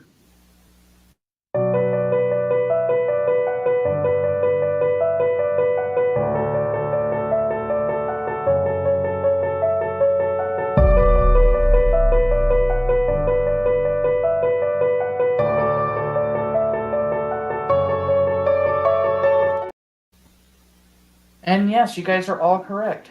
Faith Taxi. We all know Sarah Wondra goes on a kick of God after Michael comes up missing, and then the name of their taxi service is changed to Faith Taxi. It's kind of interesting.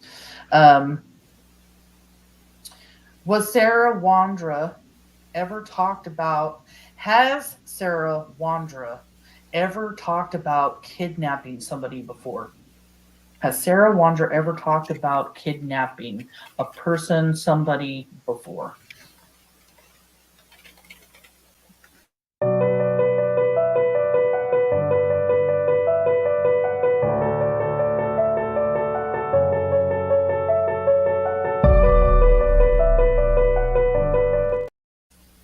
Hey, Kelly, nice to see you, hun. And yes, according to her ex-husband, Sarah had like fantasies and like this obsession, always talking about wanting to go kidnap somebody. She didn't say a child. She said she just wanted to kidnap somebody. She wanted to, tie him up or gag him or whatever. The thing she just never talked about was what did she want to do with them afterwards? Yeah, right. Did she want to hurt them? Did she want to torture them? Was she going to just turn around and walk out the damn door, or was she going to kidnap them and do some like really bad stuff? I know. What's your opinion on that? What do you guys think that she was going to do?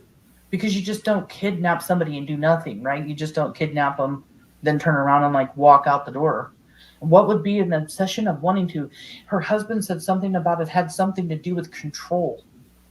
So, I mean, that really talks about her personality a little bit. We all know she's like the queen bee of the house and in control of it all. Just how much in control was she, and how much did she like control? Yeah. What were you going to say, Keely? I knew you were going to say something. It's just creepy thinking if it is true that what he says that, oh, I just want to control somebody. Like, if anybody admitted that to me, I'd be like, what? Yeah. I need therapy, dude. What in the heck? He literally leaves her because it starts scaring him, because he starts realizing she really wants to do this. This is something she really wants to do. And like Callie's saying right here,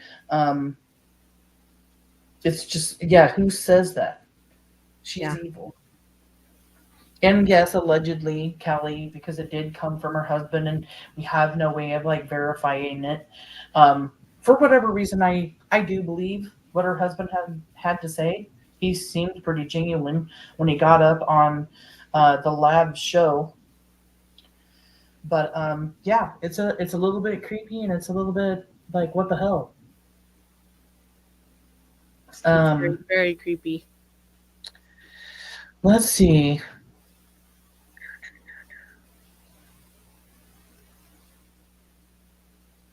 How many cadaver dogs hit on a scent in the backyard of the Wandra's house? There were multiple dogs that hit. How many dogs?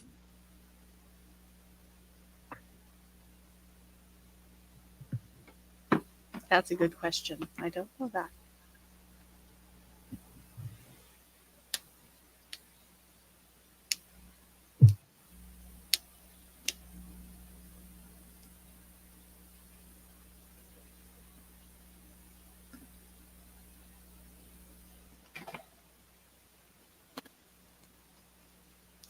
Kelly Stacey Dime. claims 0. Kelly Dime says 7.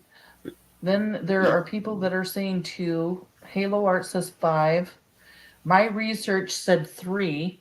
I know Kelly Dime's like pretty close with BRANDI NEAL. Is that correct? Aren't you guys like almost sisters or something, or is that somebody else? I could be wrong.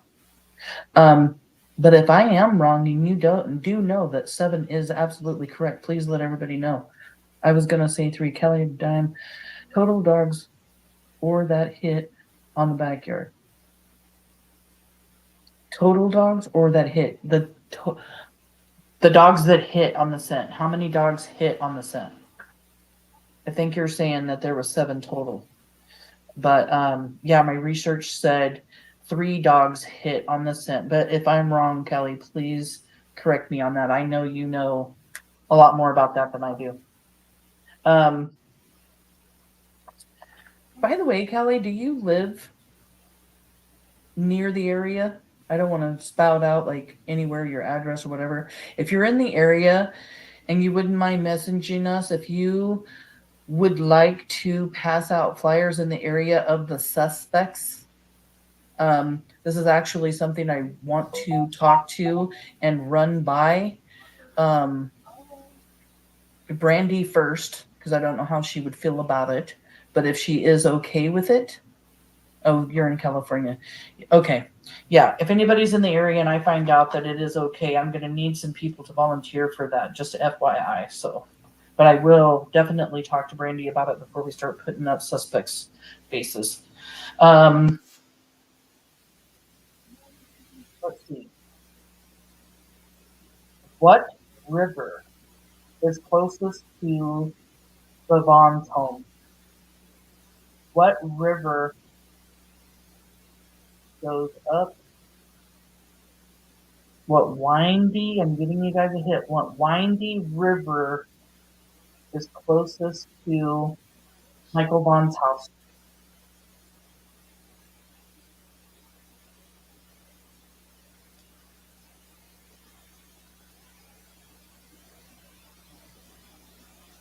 And the Snake River is correct. The Snake River runs right along there. And Brandon spins this damn narrative that maybe Michael fell into the river. And maybe he swam across the river and got to the other side and now he's just lost. Can anybody make sense of that? A 5-year-old boy being able to swim across the very heavily current river and being okay once he got to the other side. And the question is why is he spinning that narrative? Why is he trying to make everybody think that he could have gone in the river? Because he said something about, that's what I thought about that. He thought he walked through the field, that he walked down all the way down to the river, and that somehow he fell in, and maybe he didn't make it. Maybe he just drowned, or maybe he swam all the way across and he's just lost on the other side. It just sounds like a story to me. And when people tell stories, something's in that. You know what I mean? What's absolutely right? And it's just really strange. Reminds me of Terry Horman. Yeah. Chris Proudfoot reminds me of Terry Horman. I'm just saying. I've talked about that already, but anyway. What makes anybody think that a 5-year-old can make it across the Snake River? I mean, even if Michael could swim, that's probably not even possible. Yeah. And he's spinning that narrative good on JLR.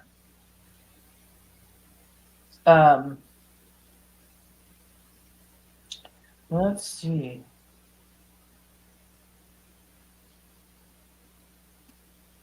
What kind of shirt was Michael wearing when he was abducted? What kind of shirt was Michael wearing when he was abducted?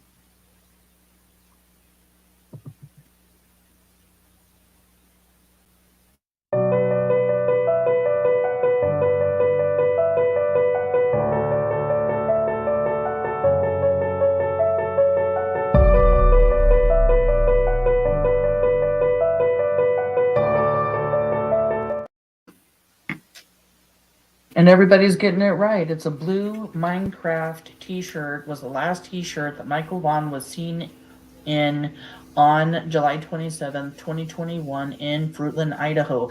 And if you have seen Michael or have any information about the suspects in this case, Stacey Wondra, Sarah Wondra, Brandon Shirtliff, Adrian Lucian, please call the Fruitland tip line.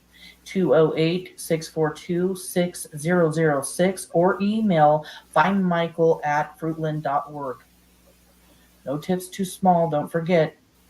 And don't be scared because you can always do it anonymously. All right. You know, when I hear you say don't be scared, I think of, I know sorry everybody, I always go back to Kyron Horman case, but Kane Horman once pleaded with people saying, please, I know there are people who are scared to come forward, but think how scared Kyron is. Think how scared Michael is. Think how scared they are without being with their family, you know? And that's why it's no matter how scared you are to do the right thing, ultimately it's still the right thing to do because there are innocent people involved here, innocent children. And it's not like we don't understand that you're scared. These are some Right. violent criminals, you Mm-hmm. know? And law enforcement's going to protect you. If you want to do it anonymously, do it. If you don't, they'll protect you, they'll help you along with the process. Just, you know, that tip is really super important, especially now that they're really tying everything together with, closing everything up and stuff in the case. Tip line 208-642-6006 or email findmichael@fruitland.org. Um, yeah, I guess it would be like really scary if you knew something. These suspects are scary. What time did Ellie? Now Ellie put out 2 times that they thought Michael came out missing or when he was abducted. I'm looking for the latest time that law enforcement has put out that Michael was abducted between.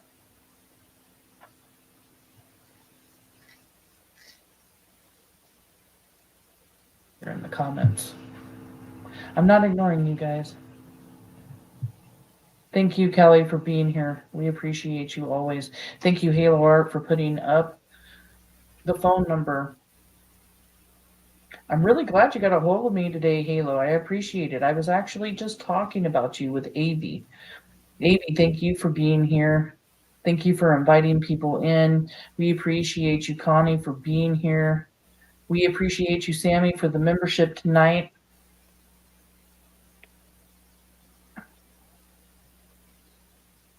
Let's see if I see any more.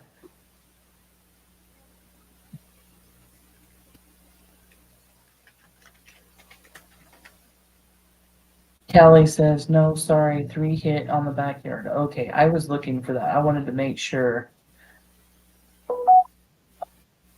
I'm getting some message. Let me check my messages.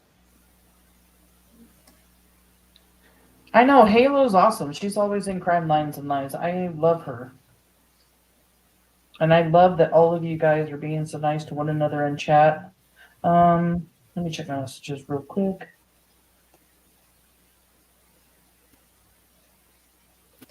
Sorry, I'm so back and forth. My kids tried to have a sleepover in each other's room, but it just didn't work out. So I've had to be referee a few times.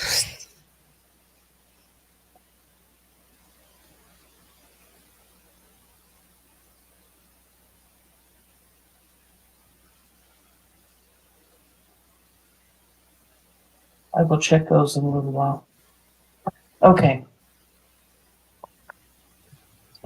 So let me see what else I got. Did these suspects hang out with registered S offenders? And if you know the answer to that, you can even give more details.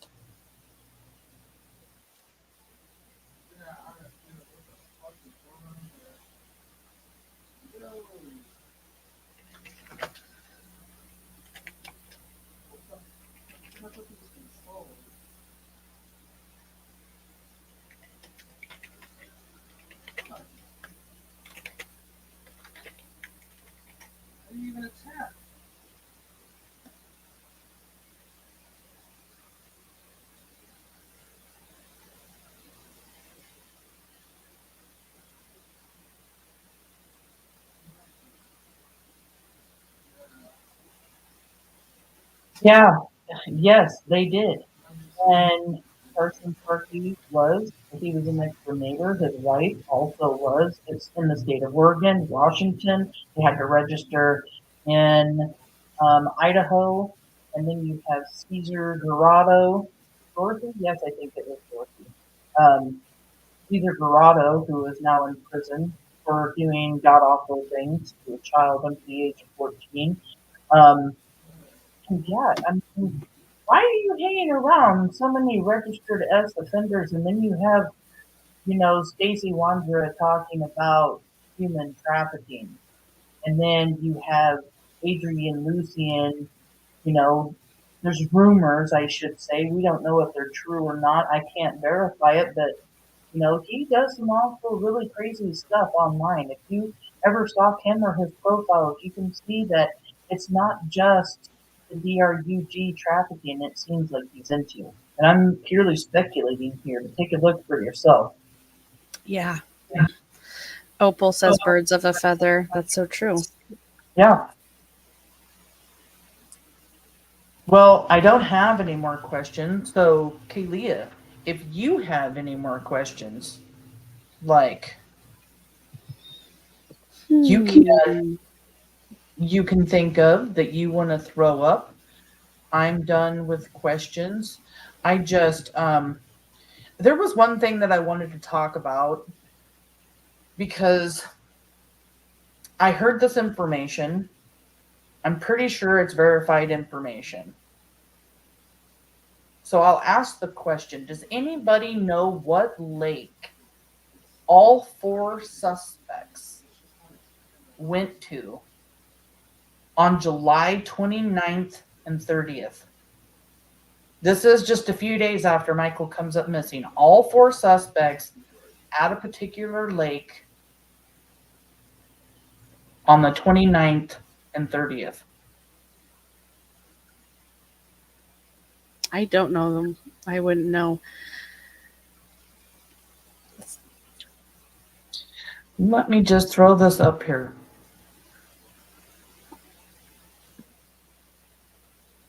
Lowell Lake. Lowell Lake. I'm pretty sure I have verified this.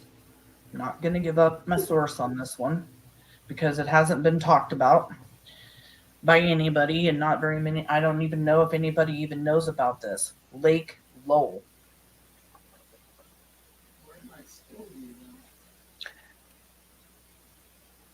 All four suspects near, around, or at Lowell Lake. And when was this? The 29th and 30th of July 2021, just a few short days, couple of days after Michael came up missing. Wow. 29th and the 30th. Yeah, that's suspicious.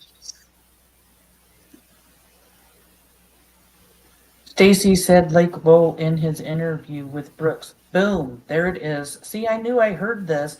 I didn't know where I heard this. Well, I verified some other information with somebody else, but I also thought I had heard it. So Stacey mentioned Lake Lowell in an interview with Brooks.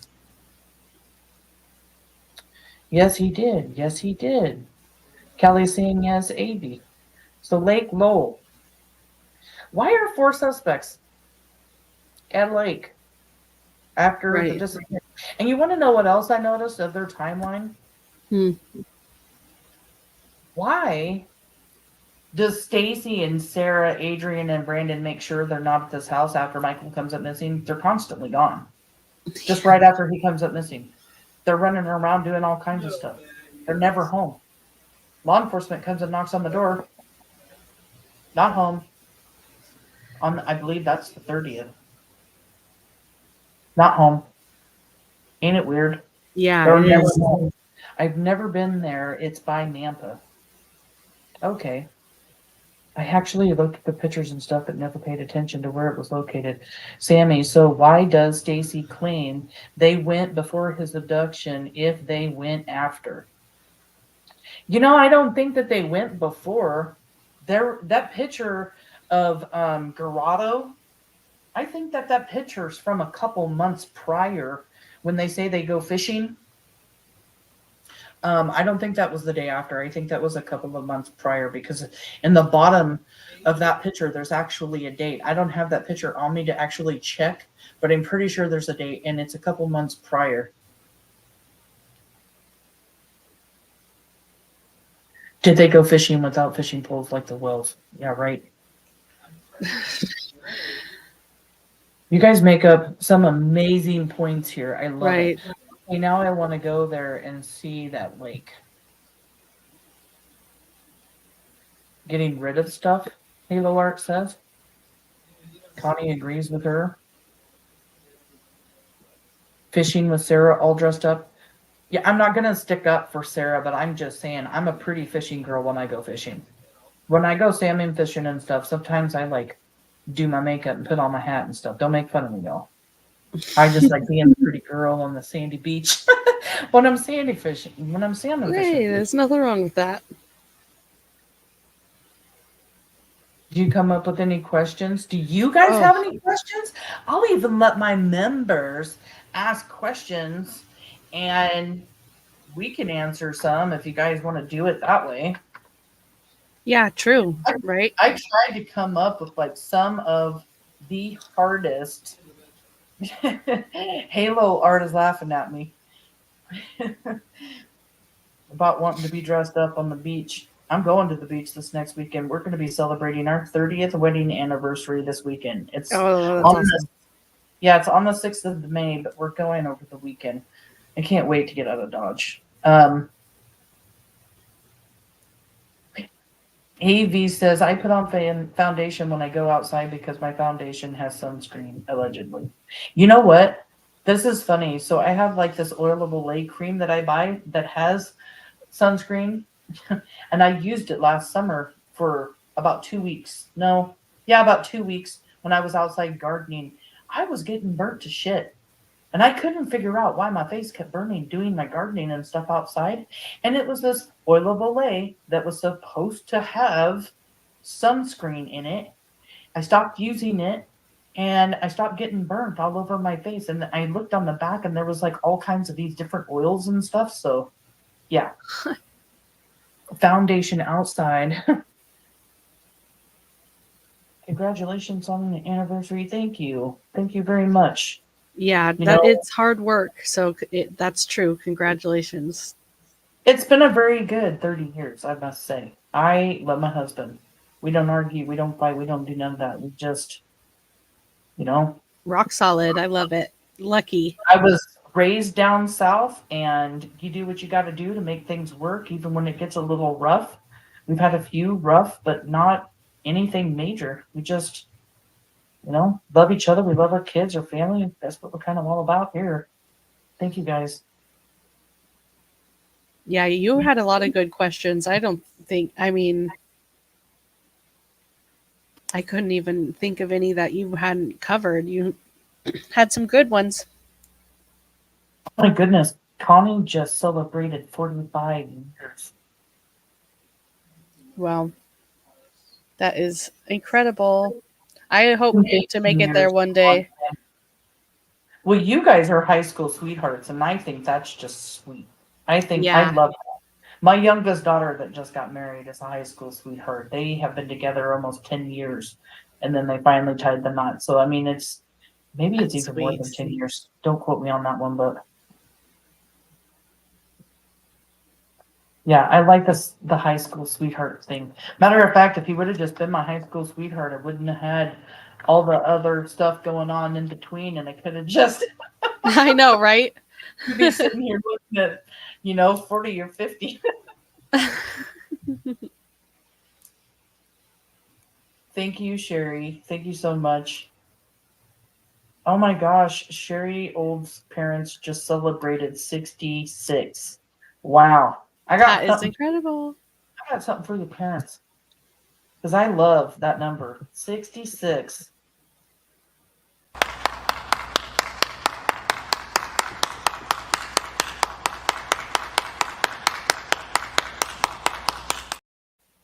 That is a long time. That is such a long time to be with, the love of your life. That's so amazing. My grandparents were together for, gosh, years and years and years. I don't even know how many, and it's just so beautiful to see. Sammy has a question. Didn't Adrian say he was set up? Where? Sammy said that. Didn't Adrian say he was set up? Yeah, I believe that he did say that he was set up. We put that up in one of our last lives. We had a clip by. No, that's a totally different thing. Never mind.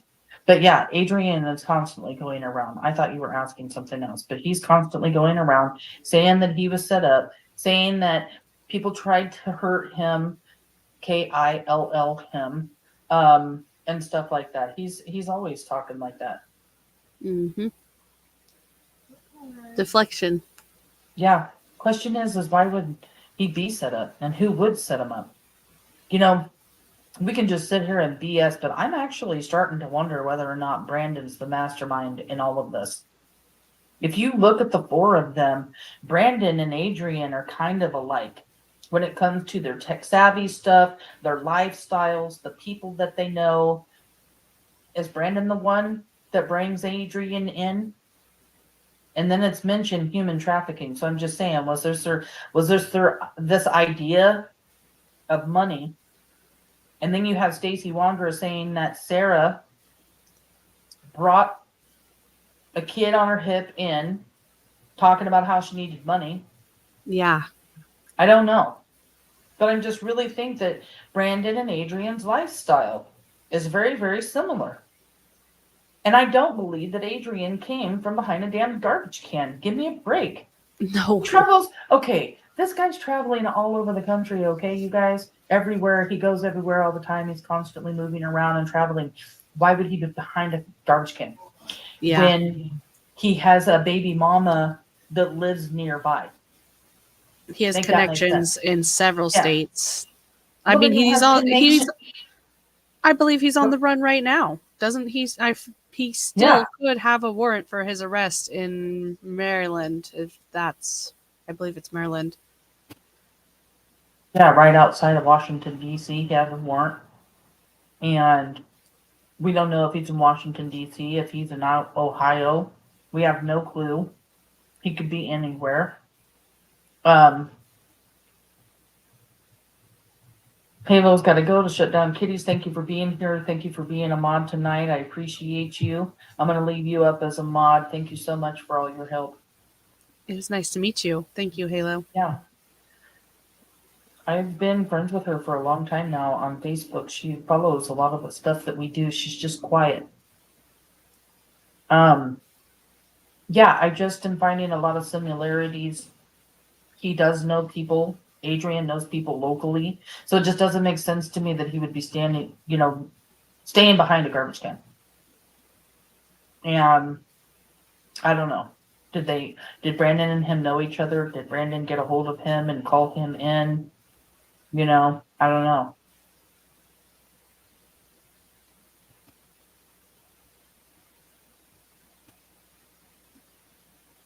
What do you think about other stuff? You got anything else to say, Kelia? You got any speculations or any thoughts on the case and how it's going, or why the DA's kind of got a little bit of a hold up or anything? I think it's always really challenging, excuse me, to go to trial with no body. I think that they have a way higher bar, obviously, than a regular trial. And I mean, the fact that they even publicly announced that they were going to push the file to the DA, that still was even like, obviously very hopeful, but who knows what the hurdle is now to actually get an indictment or go through the court system, to get an arrest from a judge. I don't know if Idaho even does that. If you can just have a judge issue an arrest warrant without a grand jury, who knows? But my speculation is that I do have faith in the law enforcement there. That cemetery thing was totally bizarre. That's why I'm putting it back up, because it's weird. That's Brandon shirtless with the dove, and then there's Stacey with the dove, and then you got a dove. Whoops. On the front of the cemetery. It's just weird. It looks almost exactly alike. So similar. Yeah, very, very interesting. And I mean, Wait, is there dates on that? Let me see. Something. February 7th. I win. I wonder when in February 7th. And when was his? I can't see. November 2nd. So we've got February and November. That's just weird. So not only are these pictures up, but they're even put up around different times and too. What the hell's the dove represent? What would it represent if it didn't represent this dove on this cemetery sign that Brandon Shirtless's mom now owns now that his grandfather passed away? Yeah, it is creepy. Connie says it. I agree. It's just strange. What would it represent? I wondered. Look it up. See if it represents something. What's a dove carrying a sprig mean? I mean, I call it a sprig just because that's what they're called around here, the loose things falling off the evergreen trees. But, I mean, yeah, what would that mean? Represent? Does that represent anything? Looks like a dove with an olive branch in its mouth. It says it's a symbol of the Holy Spirit, and it brings the olive branch, a symbol of peace, down to the people on earth. That's what it symbolizes. And in February and November. So what are significant about those dates? And then if you think about it, is that some kind of weird like communication sign or something? If it doesn't have anything to do with this cemetery, are they communicating with each other in some way, shape, or form? Using like a picture? I mean, this is pure speculation. Yes, I'm doing it, but it's just weird to me. This is months apart. They're both doing it. Why are they doing it? And why is there a dove at the cemetery? Make that make sense, people. I'm not making it make sense. It's weird to me. And yeah, like AV is saying, is there a connection? Exactly. Like, and if like, what is the connection? It's just weird. It's months apart. Yeah. I wonder what year these were put up. I feel like I saw a date on this. I'm gonna guess 2019.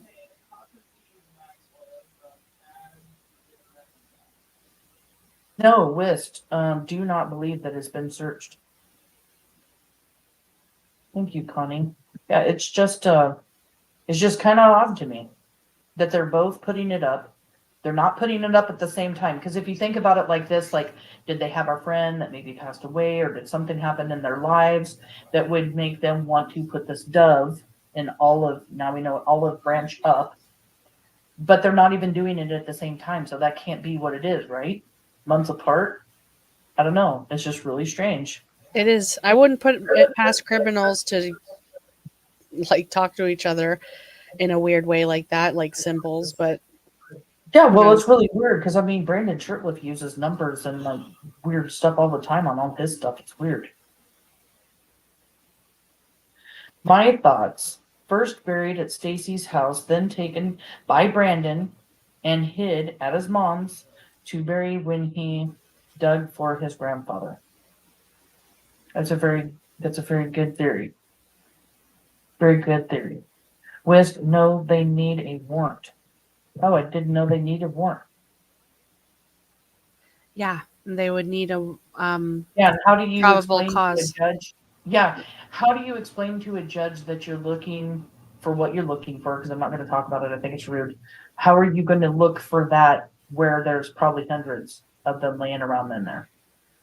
Right. You know what I mean? You're exactly right. I mean, you need a special permits and stuff to be able to, even if you knew who was buried in a cemetery, you need special approval from the court to be able to dig up somebody's body after.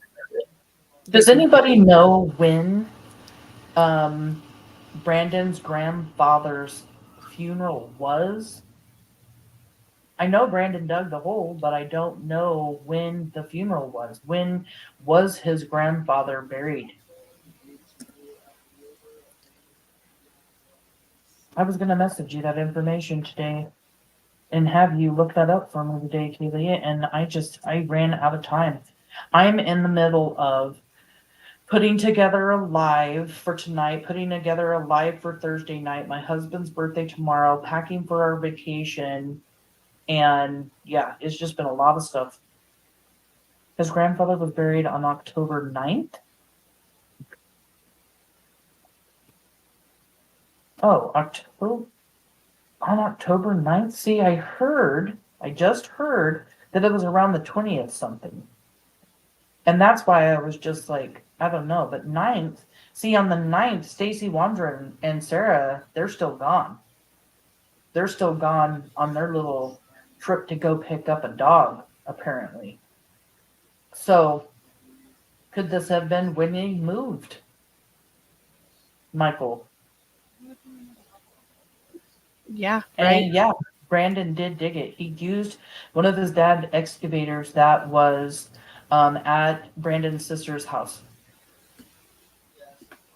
Yes, it was in October 2021. I'm just trying to put together a better timeline of exactly when he was buried. Because I'm trying to figure out if he was buried when the Wanderers were gone. Avi is saying that he was buried on October 9th. He passed away on the 7th of October. Yeah, see, Kelly, I mean, you're saying what I thought. I thought he was, I know the date is right, October, let me just make sure. He died, I think, on October 7th. Yeah, October 7th. And then I thought that he was buried sometime in mid or later October. Are you searching, Kaylee? I hear your fingers. Yes, I am.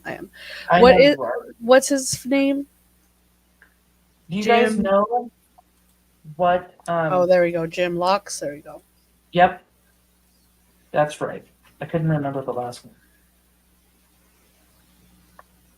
Yeah, I mean, if it was the 9th, that would definitely be a little suspicious. But I have heard that it was like 3 to 4 weeks in. Well, his graveside services were held on October 9th.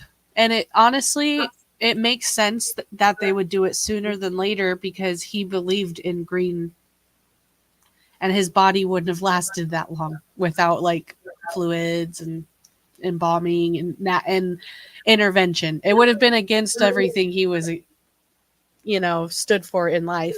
So I don't know. Right.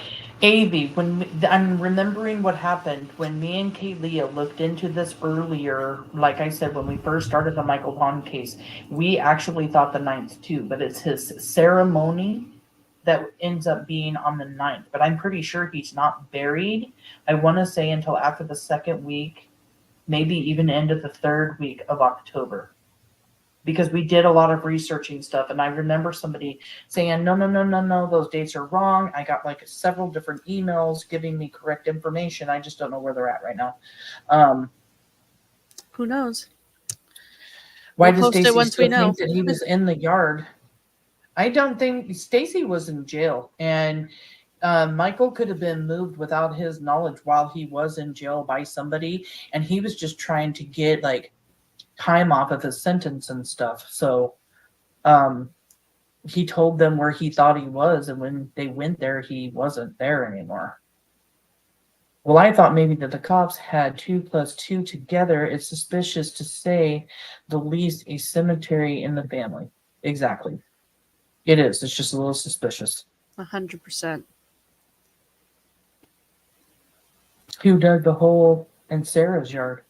I don't know, because listen to this. I'm kind of thinking about this last night, and I'm like, by the way, Kaylia, can you look up? So Michael comes up missing on July 27th of 2021. When was the last time it had rained prior to that? What was the weather like? Say, do like a 10-day forecast or something before that. Because here's the thing. If, Michael passes away, something happens to him, and this all happens shortly after he disappeared, which a lot of people think, but we're not certain and nobody knows that. That could be something law enforcement's keeping close to the vest right now. But I know Idaho ground pretty good. My husband's family has farm land and stuff in Idaho. The ground there is like really super hard when it hasn't been raining. So I don't know. I don't know who dug the hole. Who would dug the hole? Who would dig it? Could Stacey or Brandon or Adrian have done that? Yeah, they weren't fit, but I mean, Anybody? I know I heard on the JLR too that Stacey was seen at a Home Depot in Orlando buying a shovel.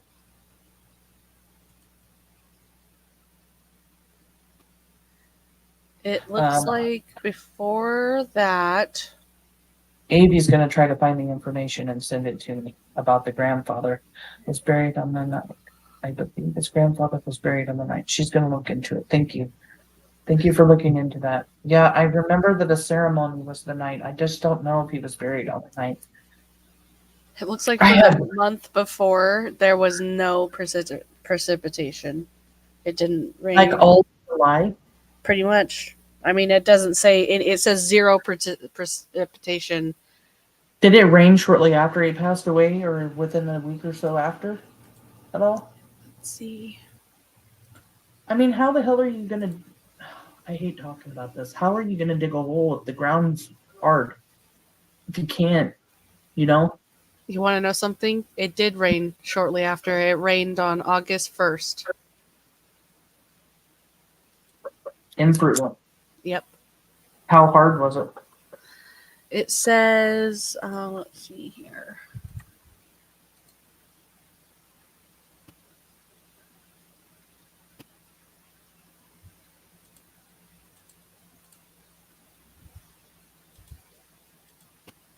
I'm not sure what day it was that they bought the shovel.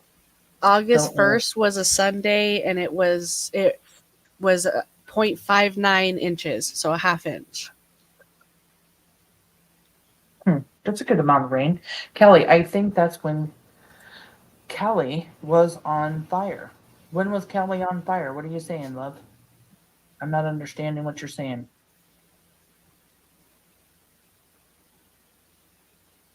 Was that when it was raining or something? Yeah, that's kind of interesting that it was raining. Mike Tennyson. The thing that gets me the most is Sarah and Stacey are both very lazy people. I think they are guilty. They had to have some help. I agree. I think about that. I don't really think either one of them were physically capable, but oh, she was just saying, sorry, that's when California had its big fires. Okay. Yeah, I don't think that Stacey, being as large as he is going to be capable of digging a hole, or Sarah. Plus, Sarah's queen bee. She's not going to be out there digging no damn hole. She's going to be telling other people to do it. Because that's what she does. She tells people what to do and controls everything. Yeah. But I mean, Adrian's pretty fit. Brandon wasn't super thin, but I mean, he could have. But not if the ground was hard as a rock, is what I'm saying. So it's just really weird. I wonder if that's why they picked the location of where they picked it. Like there was some kind of like softer ground in a shaded area or something. I don't know. I'm speculating too much. It's hard not to, when they themselves, and maybe not Brandon and Adrian, but the other two say he was back there. It's hard, so I don't blame you. Well, everybody, we appreciate you all coming in. Thanks again, Sammy, for becoming a member. We love our whispers.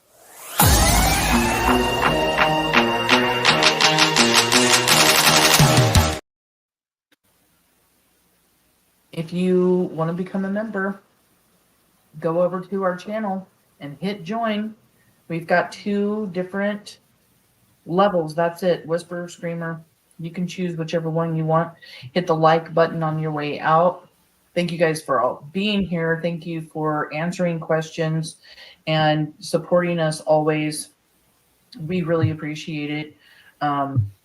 We love, I don't want to say love. It's a love-hate relationship. We like to do as much as we possibly can for the missing children. Thursday night, Amy Mahalovic.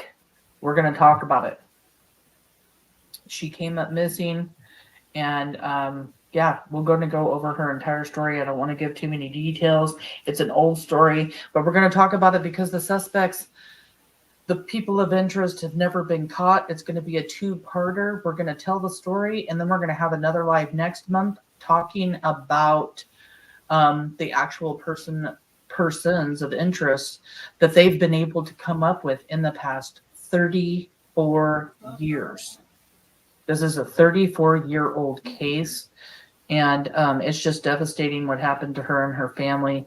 So, we're doing another new child. We're super excited about doing another new child and just kind of getting on a really good schedule and stuff now that our schedules have kind of opened up and our busy lives have actually paused a little bit. So, yep, I know. And it feels good. This is a cold case. They found her body a few months after she disappeared, but it's gone decades without resolution. So it's still important to talk about. And it's going to be great. And hope to catch you on Thursday. Yeah, what's really exciting about this too is that there's been like new information that's came out, and I'm excited to share it with people that have heard about Amy Mahalovic's disappearance and death. So, new information. It's not brand spanking new, but it's new. I think some people are going to be floored by it. So I want to